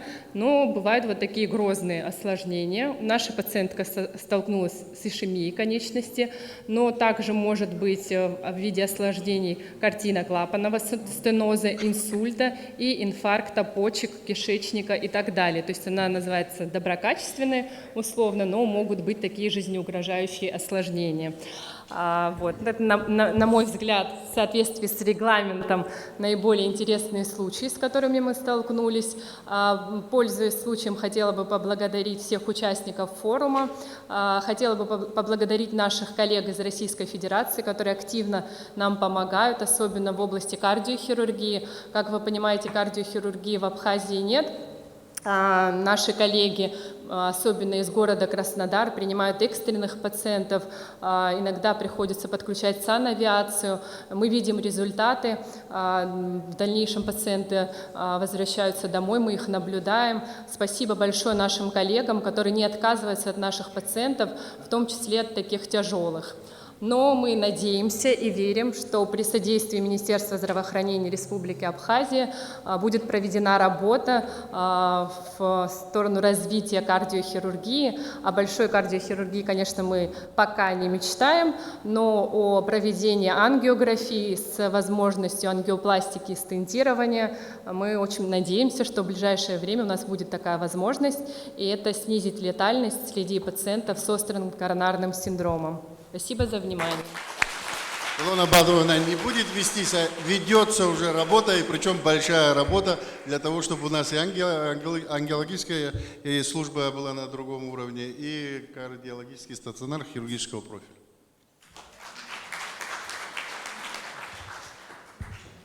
Сегодня республиканская больница 3 доклада подряд, правильно я понимаю? Значит, профилактика мочекаменной болезни после оперативного вмешательства. Шоува Андрей Бесланович, заведующий урологическим отделением, республиканская больница, кандидат медицинских наук, Абхазия, город Сухум. Предлагаю вашему вниманию доклад по на тему метафилактика уратного нефролитиаза Андрей Бесланович, после оперативного лечения на верхних мочевых путях. Актуальность темы. Мочекаменная болезнь – это патологическое состояние организма, характеризующееся нарушением обмена веществ с образованием конкрементов мочевыделительной системы. Проблемы метафилактики и лечения мочекаменной болезни по-прежнему стоят остро, что и обусловливает актуальность на сегодняшний день. Метафилактика – это комплекс лечебно-профилактических мер, направленных на предупреждение рецидива заболевания после удаления камня оперативным путем, либо после его самостоятельного отхождения. Мочекаменная болезнь на территории Кавказского региона, наша страна также не является исключением, имеет ряд своих особенностей, которые связаны со следующими факторами. Сохранение национальных исторических традиций кухни, потребление продуктов с высоким содержанием этиологических компонентов уролитиаза, различные копчености, пряности, острая и соленая пища, высокое содержание в диете богатых белком продуктов. Также одним из предрасполагающих факторов является гиперинсоляция, что приводит к повышенному потоотделению и, как следствие, гипогидратации, еще одному фактору камнеобразования. Демонстрацией актуальности проблемы мочекаменной болезни в нашей стране являются приведенные ниже данные по оперативной активности отделения в период с 2018 по 2022 годы. Всего выполнено 605 операций по поводу камней верхних мочевых путей различного минерального состава. Наиболее часто встречающиеся камни – это оксалаты, ураты, фосфаты. Средний возраст пациентов, подвергшихся оперативному лечению, составил 43,3 года. Соотношение мужчин и женщин 1,6 к 1 соответственно. Виды оперативных пособий. Дистанционно ударно-волновая нефролитотрипсия подверглись 10 пациентов, дистанционно ударно-волновая уретеролитотрипсия 21 пациент, контактная уретеролитотрипсия 523 пациента, перкутанная нефролитотрипсия 45%, лапароскопическая уретеролитотомия, лапароскопическая пиелолитотомия 4,2 соответственно. Все указанные на предыдущем слайде операции являются малоинвазивными и высокотехнологичными. Не без гордости мы отмечаем факт полного отказа от открытых хирургических доступов при лечении мочекаменной болезни в нашем отделении с 2018 года, что явилось следствием развития малоинвазивных методов лечения мочекаменной болезни, а также совершенствования навыков хирурга. Цель исследования – оценить целесообразность и эффективность применения профилактических мер в лечении больных, страдающих мочекаменной болезнью, а именно уратным нефролитиазом, после хирургических пособий на верхних мочевых путях. Оценивались сроки рецидива заболевания. Материал метода. В урологическом отделении Республиканской больницы проведена оценка эффективности применения профилактических мер среди 52 больных с уратными камнями мочеточников, подвергшихся хирургическому лечению в сроки с 18 по 22 годы. Из них мужчин 35 больных, 67%, женщин 17, 33%. Средний возраст 42,5. Размеры камней варьировали от 1,3 до 5 мм в диаметре. Диагноз подтверждался сонографическими и МСКТ-исследованиями. Всем пациентам после предварительно проведенной безуспешной литокинетической, то есть камнеизгоняющей терапии, выполнена эндоскопическая контактная уретеролитотрипсия со внутренним стентированием мочеточника по стандартной методике.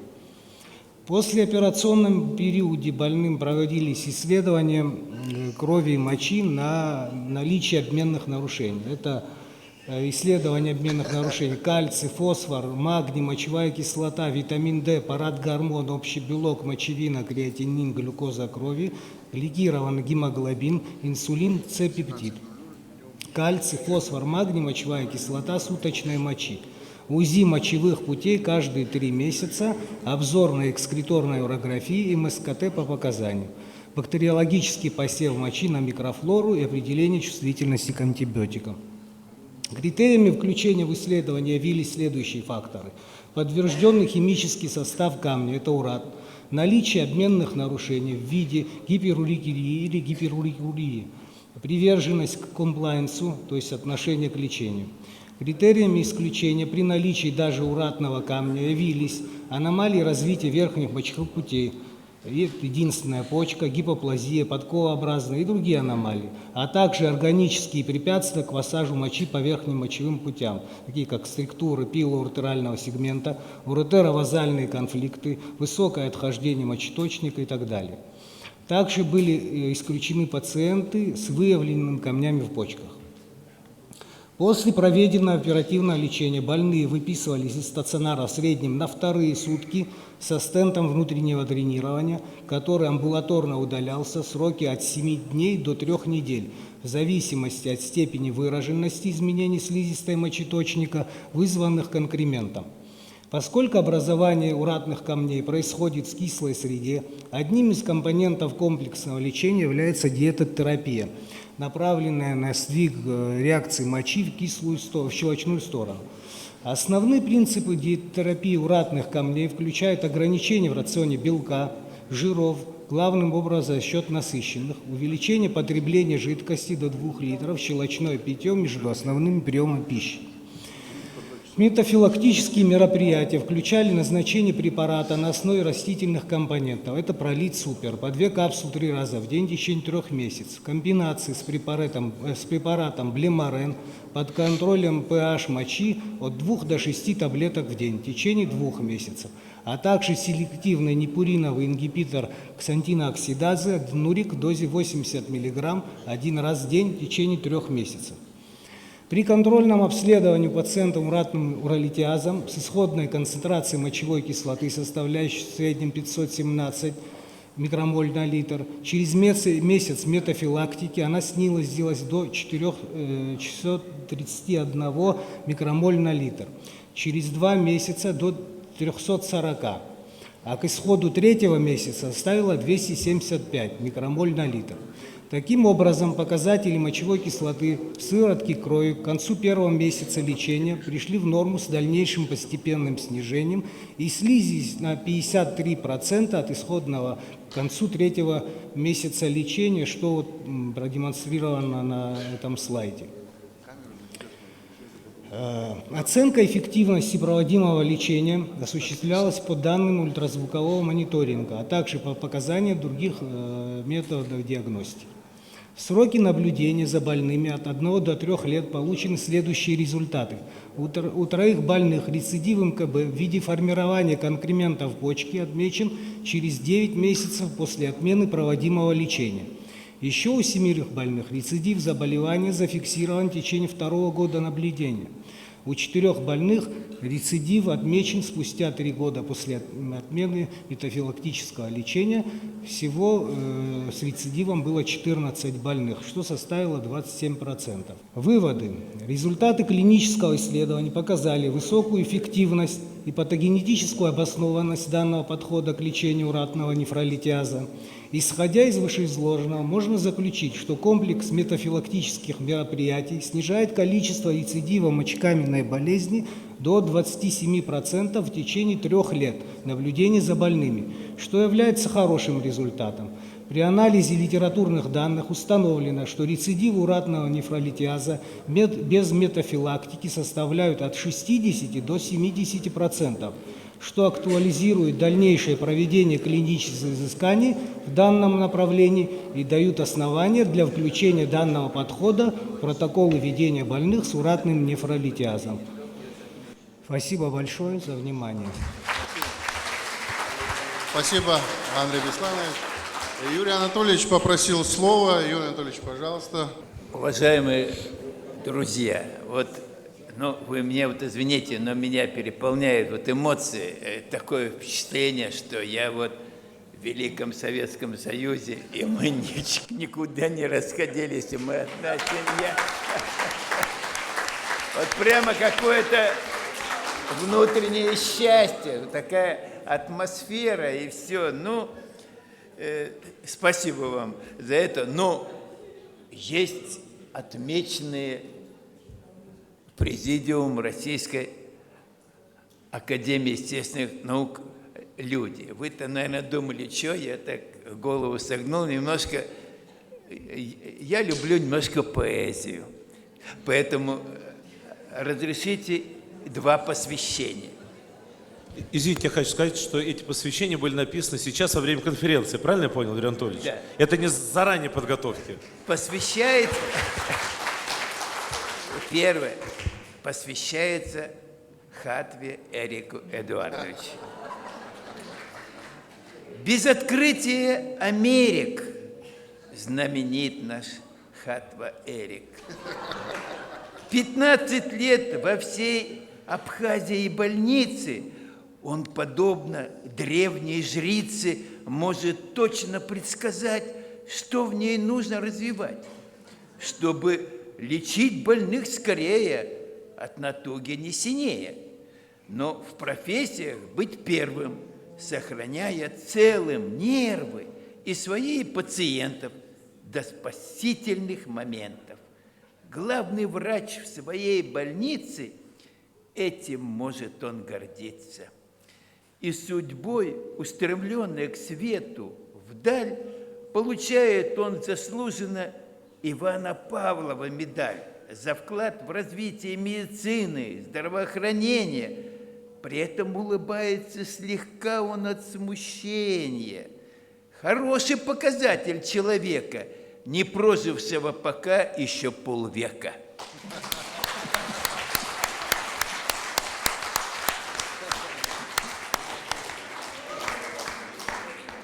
А я думал, чем Юрий Анатольевич занимается тут?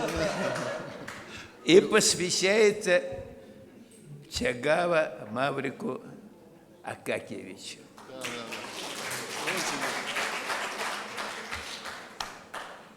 Маврик Акакиевич Чагава для врагов Республики Абхазия как отрава. Храбр и смел в своих решениях, не замечен в прегрешениях. Стаж врачебный в 48 лет, содержательный, весомый всем ответ на вопрос, кто он таков, из ученых ли врачей, из простаков. Но такая вот оказия, он известный врач в Абхазии. И врачом-хирургом он в Ленинакане служил по зову сердца, а не на Аркане. Орден Леона за победу в Абхазии в 90-е получил, за то, что сражался за родину, не жалея сил.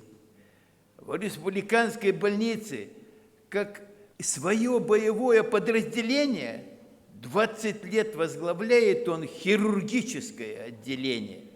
И вот результат работы его и призвания, ему присвоено высшее медицинское звание. Заслуженный врач Республики Абхазия. Хлопайте в ладоши, врачи Европы и Азии.